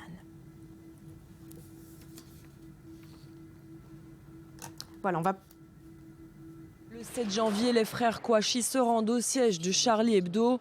Ils tuent 12 personnes à la Kalachnikov. Le surlendemain, retranchés dans une entreprise de Dammartin en Goële, les 2 hommes sont abattus par le GIGN. Le 8 janvier, Amédi Koulibaly tue une policière municipale et blesse un agent municipal à Montrouge, en Hauts-de-Seine. L'homme prendra plusieurs personnes en otage le lendemain dans une épicerie cachère de la Porte de Vincennes à Paris. Il tue 4 personnes avant d'être abattu dans l'assaut du raid. En février, un homme s'en prend à 3 militaires postés devant un centre communautaire à Nice. En avril, Sid Ahmed Glam, étudiant algérien, est arrêté en possession d'armes de guerre après avoir tué une jeune femme alors qu'il préparait un attentat contre une église de Villejuif en banlieue sud de Paris. En juin, un homme décapite son patron, puis après une mise en scène macabre sur fond de drapeau islamiste, tente de faire exploser une usine de Saint-Quentin-Flavie en Isère. Le 21 août, Ayoub El Kazani, jeune Marocain, monte à bord d'un train à grande vitesse Thalys entre Bruxelles et Paris. Il est armé d'une Kalachnikov et d'un pistolet. Un carnage est évité par des passagers, dont des militaires américains en vacances. 2 personnes sont blessées. L'assaillant signalé au service de renseignement comme islamiste radical est interpellé. Fin octobre, un Toulonnais de 25 ans, Hakim Marnissi, est arrêté à Toulon. Il projetait d'attaquer des militaires de la base navale de la ville. Il était en contact avec un djihadiste français basé en Syrie. Les autorités françaises estiment que 1800 Français ou résidents en France sont de près ou de loin concernés par des activités à caractère terroriste. Plus de 570 Français seraient actuellement identifiés dans les groupes terroristes en Syrie ou en Irak. Raphaël Yerushalmi, merci d'être avec nous. Vous êtes spécialiste du renseignement dans la législation actuelle française, dans le respect d'une démocratie qui se veut démocratique. Est-ce qu'on peut lutter de manière plus efficace contre ce terrorisme? Oui, bien sûr. Il y a d'abord, avant toute chose, plus de budget, plus de personnel pour les services de sécurité. On a remarqué qu'un des suspects était déjà fiché comme radicalisé. Ficher, c'est bien, mais surveiller, c'est impossible. Aujourd'hui, il y a à peu près 5000 radicalisés en France. Il faudrait à peu près 20 000 personnes pour les surveiller 24 heures sur 24. En plus, il y a le plan légal. Même si on les surveille, tant qu'ils n'ont pas commis un délit, on ne peut pas faire grand-chose. Il n'y a pas de détention justement, les mesures antiterroristes telles qu'elles existent aujourd'hui se montrent inefficaces. On le voit, attentat après attentat. Il est temps de changer les lois? Oui, il est temps de changer les lois. Et je crois que sur le plan psychologique, les citoyens français comprendront cette fois-ci la nécessité. La loi qui passe bientôt, c'est de fouiller les gens dans le métro, dans les transports publics, oui, sans mandat, n'importe qui. Justement, l'état d'urgence qui a été instauré va permettre beaucoup plus de liberté aux forces de l'ordre. Ça va dans le bon sens, d'après vous? Oui, ça va dans le bon sens, parce que je crois que les citoyens sont prêts. Je crois qu'ils comprennent tous maintenant qu'ils doivent être vigilants, même quand il n'y a pas de force de l'ordre. C'est-à-dire, je crois qu'il y aura beaucoup de gens qui vont appeler la police très rapidement lorsqu'ils vont voir un sac qui traîne ou un objet suspect. Ils sont en train d'apprendre malheureusement ce que nous, les Indiens, savons au quotidien. La vie quotidienne en France va être obligée de changer. Elle va être obligée de changer pour leur bien.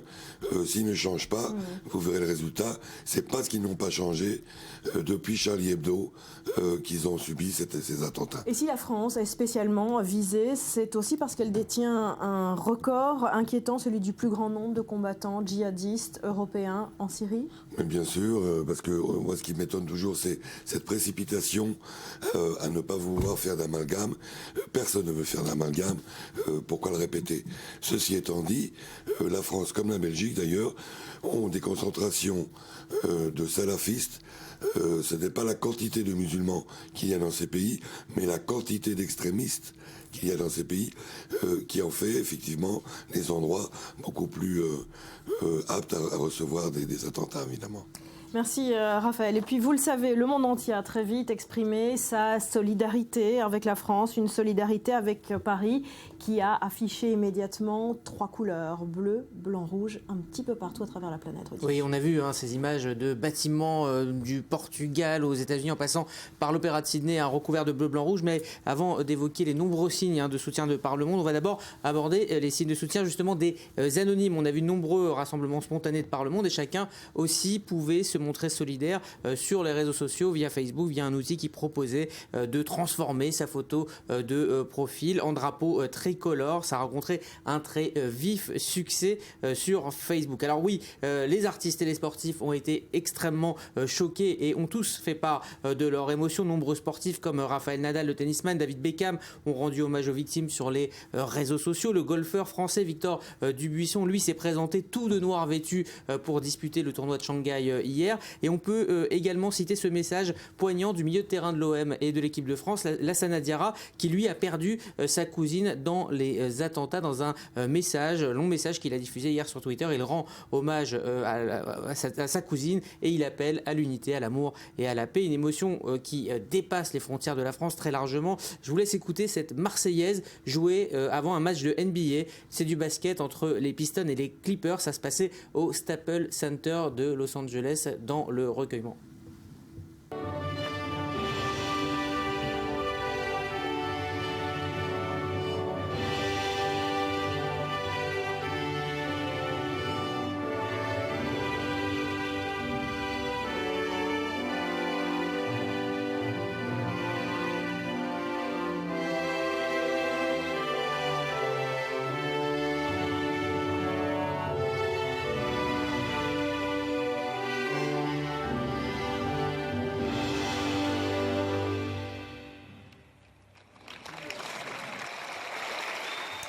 La Marseillaise entendue dans de nombreux stades hier. Ce n'est pas seulement le cas aux États-Unis, on l'a vu en Italie aussi. Et puis ce hashtag du signe de la paix avec la Tour Eiffel qu'on a revu un peu partout. D'autres élans de solidarité dans le monde du spectacle aussi. Oui, de nombreux hommages se sont déroulés dans les salles de concert de par le monde. Et nombreux sont les artistes qui ont rendu hommage aux victimes, notamment dans le monde du rock'n'roll, durement touché évidemment par ce drame. On a vu les tweets de condoléances de groupes mythiques comme les Guns N' Roses ou encore AC/DC. Et le groupe U2 qui devait se produire hier soir à Paris-Bercy a annulé son concert et en lieu et place du concert, ils sont venus se recueillir près du Bataclan. Mais toutes les musiques ont rendu hommage aux victimes. On peut citer notamment la minute de silence demandée par Justin Bieber à ses jeunes fans à Los Angeles au début de son concert, ou encore le symbole dont vous parliez affiché par Pharrell Williams sur Instagram. Ce sont que quelques exemples parmi les centaines d'artistes qui se sont exprimés sur ces attentats. Voilà, élan de solidarité à travers la planète et on le disait aussi, élan de solidarité des grandes capitales dans le monde. Depuis vendredi soir, on va les voir s'afficher à l'écran. Des monuments un petit peu partout aux 4 coins de la planète ont donc affiché les 3 couleurs du drapeau français, le bleu, le blanc et le rouge, un petit peu partout à travers le monde. Et puis cette scène également, ce piano et Imagine de John Lennon chanté devant le Bataclan. Voilà parmi les nombreuses scènes d'hommage et de recueillement que l'on voit un petit peu partout depuis plus de 36 heures. Et voilà, on se quitte sur ces images du groupe U2 donc, qui ont rendu hommage au peuple de France devant le Bataclan hier soir. On se quitte pour 2 petites minutes. On se retrouve tout de suite après. Restez avec nous.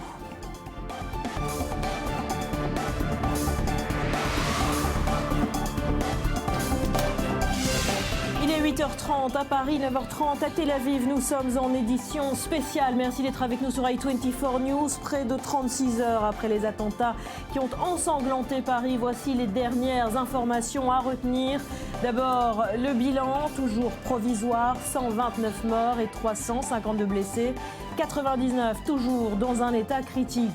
La revendication, Daesh et l'enquête qui continue de progresser On sait désormais que 3 équipes terroristes seraient coordonnées.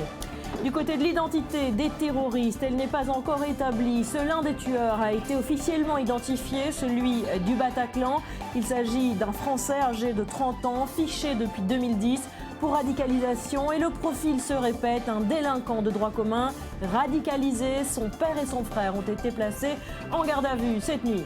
Et puis un passeport syrien, cette fois retrouvé sur un kamikaze aux abords du Stade de France.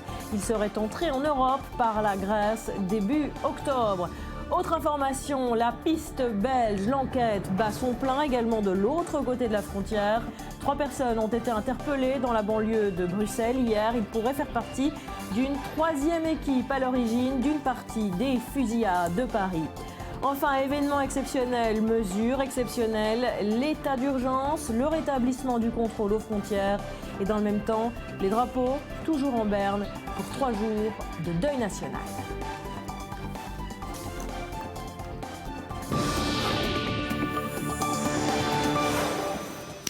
Voilà, le procédé des attaques commence donc à s'éclaircir. Vous le savez, en l'espace de quelques minutes, vendredi soir, ce sont 6 attaques simultanées qui ont frappé la capitale. Le récit, minute par minute, de Joseph Emmanuel. Le 7 janvier, les frères Kouachi se rendent au siège de Charlie Hebdo. Ils tuent 12 personnes à la Kalachnikov. Le surlendemain, retranchés dans une entreprise de Dammartin en Goële, les 2 hommes sont abattus par le GIGN. Le 8 janvier, Amédi Koulibaly tue une policière municipale et blesse un agent municipal à Montrouge, en Hauts-de-Seine. L'homme prendra plusieurs personnes en otage le lendemain dans une épicerie cachère de la porte de Vincennes à Paris. Il tue 4 personnes avant d'être abattu dans l'assaut du raid. En février, un homme s'en prend à 3 militaires postés devant un centre communautaire à Nice. En avril, Sid Ahmed Glam, étudiant algérien, est arrêté en possession d'armes de guerre après avoir tué une jeune femme alors qu'il préparait un attentat contre une église de Villejuif en banlieue sud de Paris.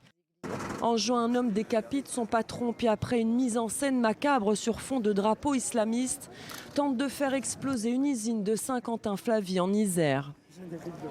Le 21 août, Ayoub El Kazani, jeune Marocain, monte à bord d'un train à grande vitesse Thalys entre Bruxelles et Paris. Il est armé d'une Kalachnikov et d'un pistolet. Un carnage est évité par des passagers, dont des militaires américains en vacances. 2 personnes sont blessées. L'assaillant signalé au service de renseignement comme islamiste radical est interpellé. Fin octobre, un Toulonnais de 25 ans, Hakim Marnissi, est arrêté à Toulon. Il projetait d'attaquer des militaires de la base navale de la ville. Il était en contact avec un djihadiste français basé en Syrie. Les autorités françaises estiment que 1800 Français ou résidents en France sont de près ou de loin concernés par des activités à caractère terroriste. Plus de 570 Français seraient actuellement identifiés dans les groupes terroristes en Syrie ou en Irak.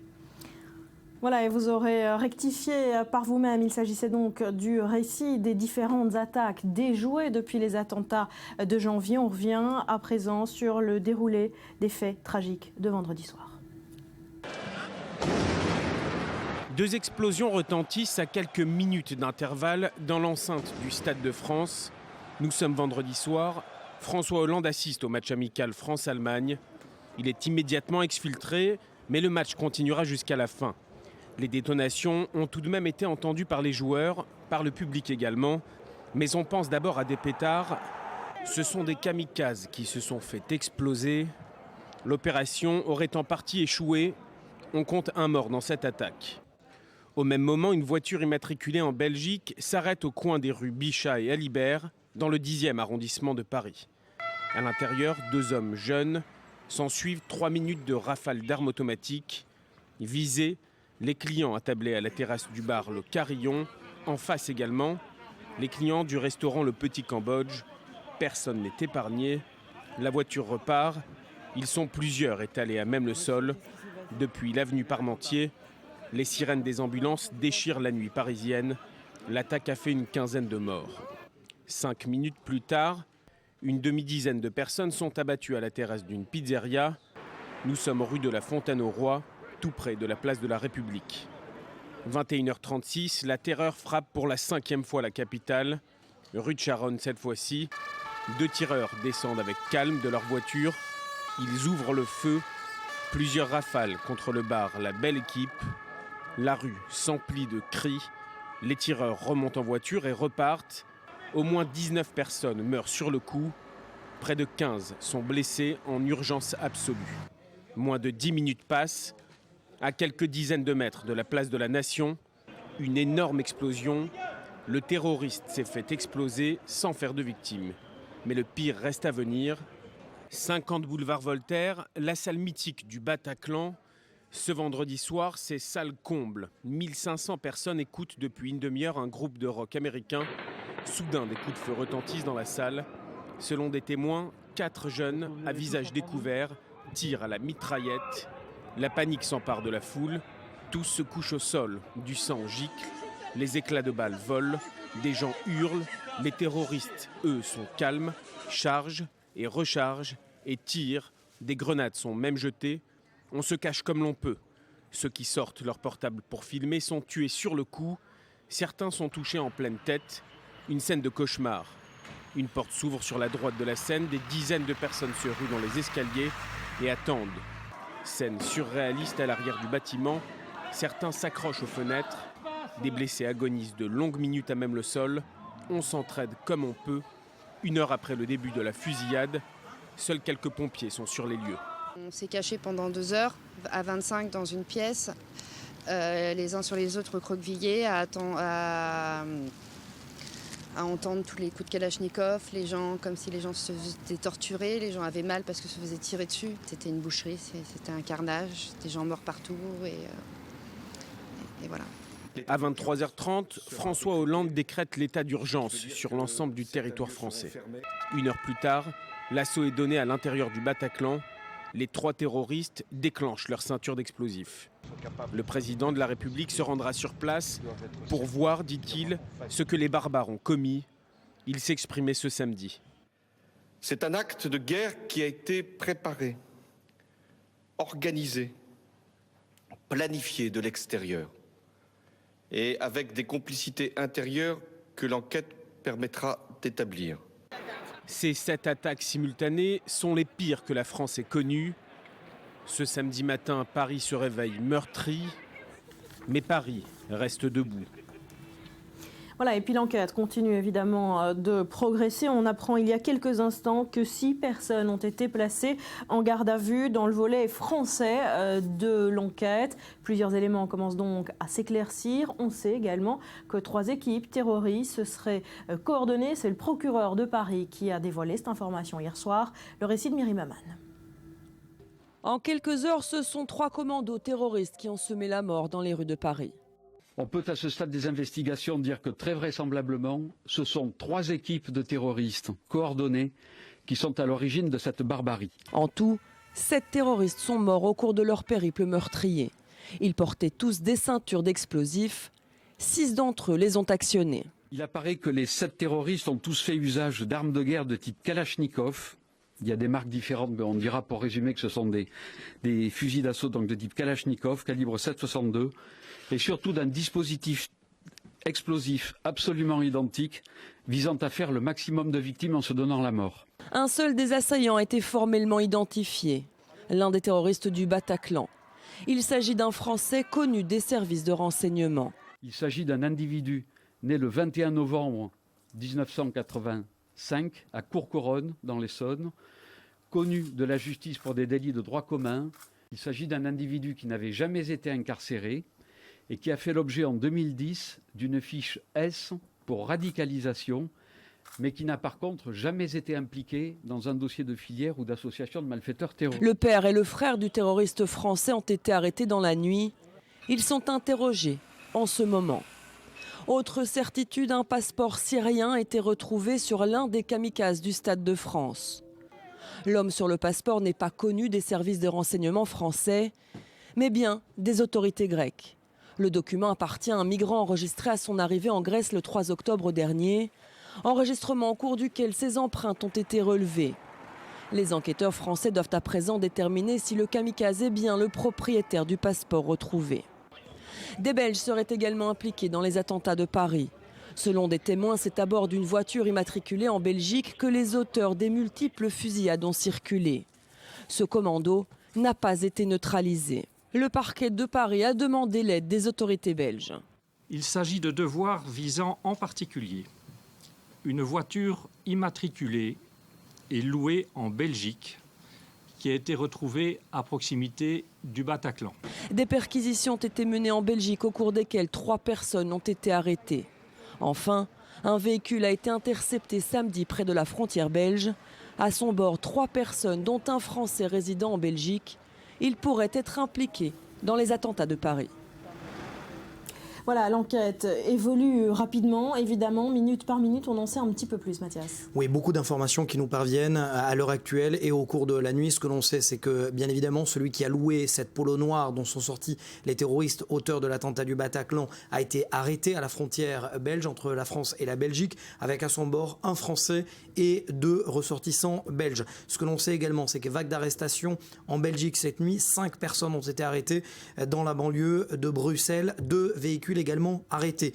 Sur le volet français de l'enquête, 6 Français arrêtés, dont le père et le frère de l'auteur de l'attentat terroriste, celui qui a été tué par les forces de la brigade d'intervention rapide cette nuit au Bataclan, celui qui n'a pas réussi à se faire exploser. On le sait, c'est un ressortissant français et pour l'instant, toutes les personnes ayant un lien de près ou de loin avec ces filières islamistes, qu'elles soient en France ou en Belgique, sont pour l'instant dans le radar des forces d'intervention, qu'elles soient françaises ou belges. Pour l'instant, précisons qu'il s'agit d'éléments qui ne sont pas directement impliqués dans la planification de cet attentat. Et puis l'enquête va déterminer évidemment qui sont les terroristes qui sont passés à l'acte, combien ils étaient d'ailleurs.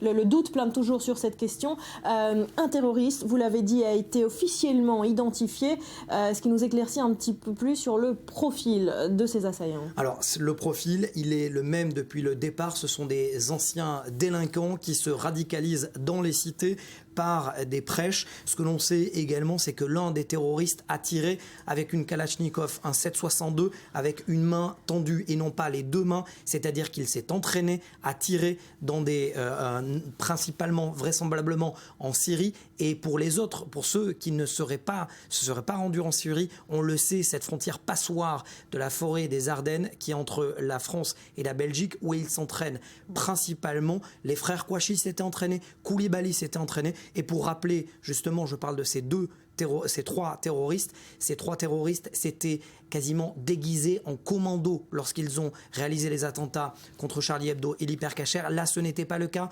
Les terroristes, on le sait, ont agi à visage découvert, en tenue civile. Et c'est aussi un message qui est lancé aux prochains sur la liste. C'est-à-dire que si nous pouvons le faire sans habit commando, vous pouvez également.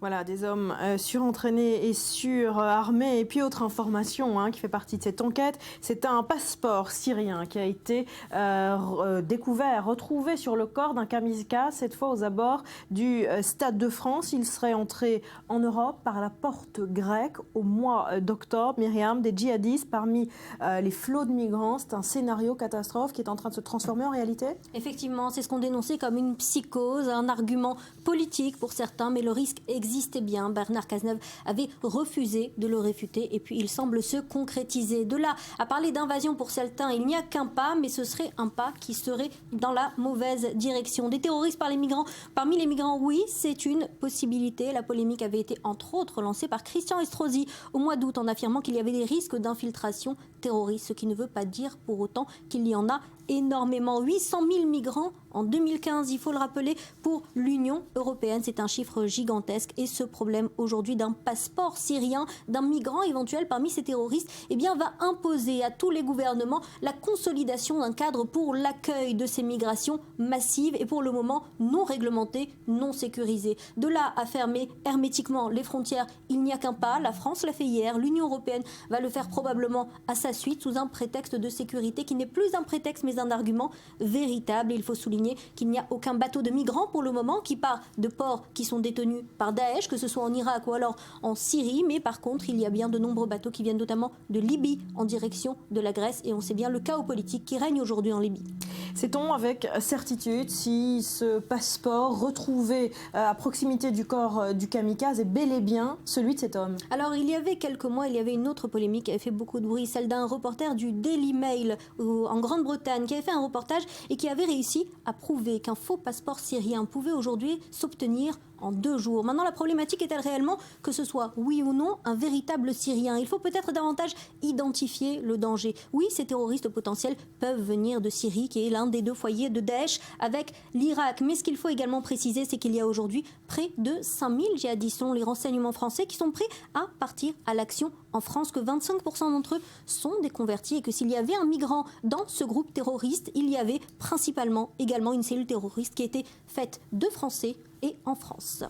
Merci Myriam. Nous sommes en guerre. Manuel Valls l'a dit 9 fois en moins de 10 minutes. Le Premier ministre n'avait hier soir qu'un mot à la bouche, guerre, pour qualifier les attentats de Paris.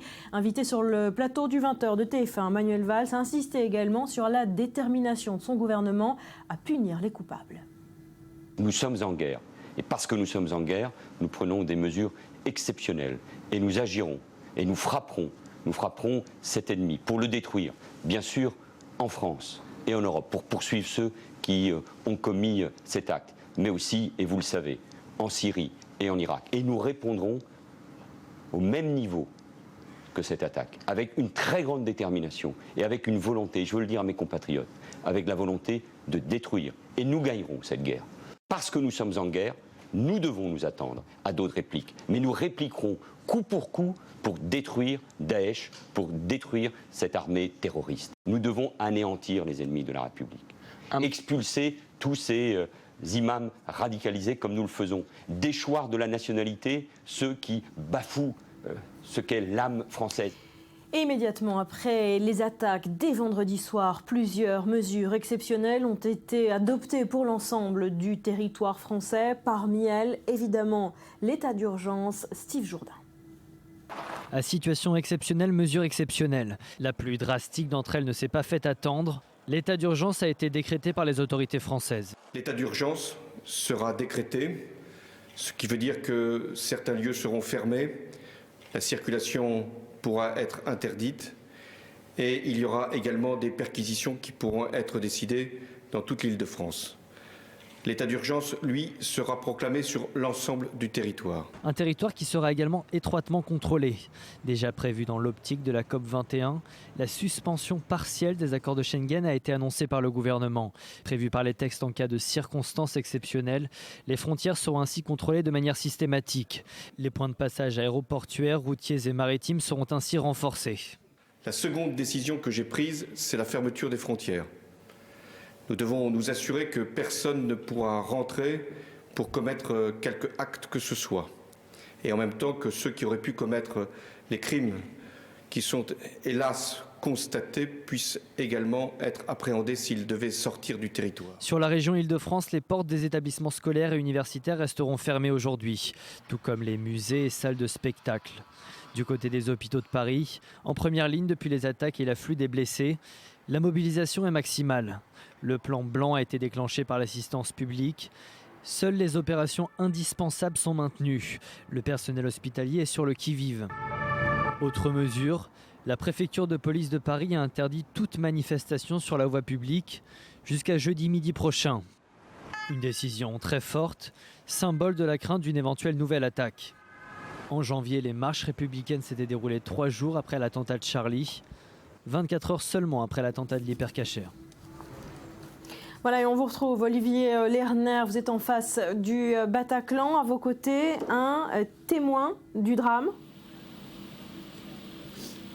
Oui, Annie, qui est à côté de moi, habite cette rue, ce quartier, ce boulevard depuis plus de 30 ans. Annie, vendredi soir, vous étiez chez vous. Quel souvenir vous en gardez 36 heures après l'attentat? Vendredi soir, ce qui s'est passé, c'est que vers 9h30, j'ai entendu des cris. Je croyais que c'était des alcoolos du vendredi soir, du samedi soir ou des gens qui font la fête, puisque c'est un quartier très festif. Vous avez des fenêtres qui donnent directement sur le boulevard Voltaire? Oui, j'ai plusieurs fenêtres qui donnent directement sur le boulevard Voltaire. Vous avez ouvert la fenêtre? J'ai ouvert la fenêtre, je me suis mis sur les balcons et c'est là que j'ai vu le café en bas, les 100 kilos qui avaient fermé et qui les gens s'étaient terrés dans la salle.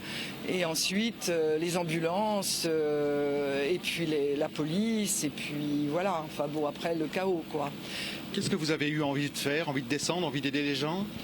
Vous avez eu peur? Vous êtes resté chez vous? Non, j'ai pas eu peur. J'ai eu envie de descendre, effectivement, puisqu'on avait barré devant chez moi le boulevard.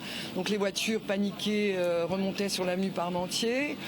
Je n'ai pas eu envie de descendre, non, parce que j'ai pensé à Charlie, j'ai pensé que c'était l'État islamique de toute façon. Alors c'est vrai qu'on est tout près de la rédaction de Charlie Hebdo. Ce boulevard, il est saigné aujourd'hui, alors que d'habitude, il est festif. C'est pas tellement le boulevard qui est festif, c'est toutes les petites rues adjacentes. C'est le 11e certainement qui est l'arrondissement le plus festif de Paris, avec beaucoup de restaurants, beaucoup de cafés et beaucoup de lieux alternatifs comme le Bataclan. Beaucoup de juifs et beaucoup d'arabes, de musulmans qui se connaissent, certains sont amis. Tout à fait, mais oui, il y a un mélange de population dans le 11e, c'est peut-être l'arrondissement qui a le plus de mixité, certainement. Mixité culturelle, mixité sociale et une population très diverse et variée, beaucoup d'artistes aussi dans le 11e. Avec une salle comme le Bataclan qui n'est pas tout à fait comme les autres. Le Bataclan, c'est, je pense, la seule salle parisienne qui accueille des groupes alternatifs. Voilà Annie qui habite le quartier depuis 30 ans, qui n'est pas prête de le quitter parce que lorsqu'on vit ici, on vit un peu comme dans un village et on s'y sent bien, tout simplement. Voilà, les habitants de Paris attachés à leur quartier, on le voit Olivier derrière vous, de nombreuses forces de police évidemment et la rue de cette salle du Bataclan encore barrée ce matin. Merci Olivier depuis Paris et depuis vendredi soir. Un mot revient souvent. C'est la sidération, le choc. Alors pour tenter d'assimiler ce qui s'est passé, plusieurs dessins ont été publiés, Betsabé, parce qu'une image vaut souvent tous les mots du monde. Exactement, beaucoup de dessins en hommage aux victimes sur les réseaux sociaux, bien sûr, des dessins qui ont été partagés, postés, repostés. Paris pleure ses morts, regardez avec ce drap de la République, dont des membres de victimes dépassent, des membres de victimes innocentes bien sûr. Et puis qui dit pleurs dit larmes, comme cette larme lourde de sens, noire de deuil aussi. Ce dessin est adopté par de nombreuses personnes comme profil sur Facebook. Vous avez dû le voir avec une date dont on se souviendra, le 13 novembre 2015.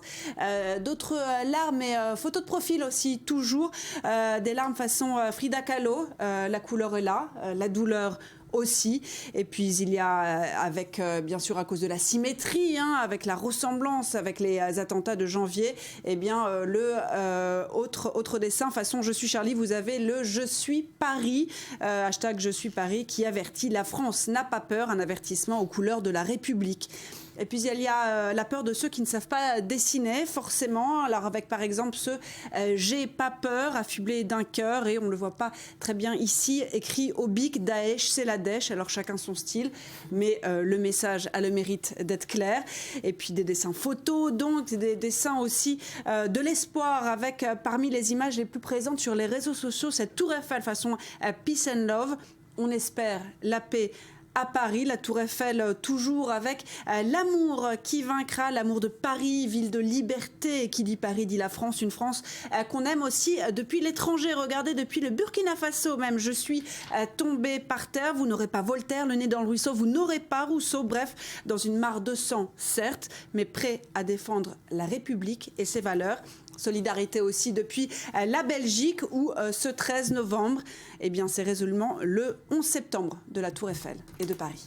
Voilà pour ces dessins forts en symbole. Merci Betsabé. Et puis du côté des chancelleries occidentales, évidemment, les chefs d'État et de gouvernement se sont très vite exprimés suite aux attentats de vendredi. Je vous propose d'écouter le Premier ministre israélien. Au nom du peuple et du gouvernement d'Israël, j'exprime mon plus grand soutien au peuple français et aux familles de ceux qui ont été assassinés brutalement à Paris la nuit dernière. Nous exprimons également notre soutien aux blessés en espérant qu'ils guérissent vite. Israël se tient aux côtés de la France dans la lutte contre le terrorisme islamiste radical. Et à côté des réactions officielles, les rassemblements populaires se sont tenus également un peu partout aux quatre coins de la planète tout le week-end. Exemple, ici, à Tel Aviv, place Rabin, hier soir, où Julia Ganantia s'est rendue pour nous. La mairie de Tel Aviv porte les couleurs de la France. Ce samedi soir, ils sont 1 millier réunis sur cette place Rabin, la place des grandes manifestations. Les drapeaux français flottent au-dessus d'une foule qui veut faire bloc face au terrorisme. Les manifestants souhaitent exprimer leur solidarité avec les victimes, avec leurs proches et avec l'ensemble du peuple français. Je suis choqué en fait avant tout, je suis dévasté. Les mots, bien sûr les mots c'est important. Maintenant les mots, plus que les mots, c'est les actes. Je pense qu'aujourd'hui le peuple français a besoin de sentir qu'il va y avoir de vraies actions qui vont être menées contre ces personnes. 1 minute de silence puis des discours. Votre combat, votre douleur, votre espoir sont les nôtres, lance en français l'ancien président israélien Shimon Peres. Ce soir, nous sommes tous français. Puis c'est au chef de l'opposition Yitzhak Herzog de monter à la tribune, des mots réconfortants pour l'ambassadeur de France en Israël. Je suis vraiment frappé et touché à la fois par le nombre de messages de sympathie que j'ai reçus, de messages de solidarité à l'égard des victimes, mais plus largement à l'égard du peuple français.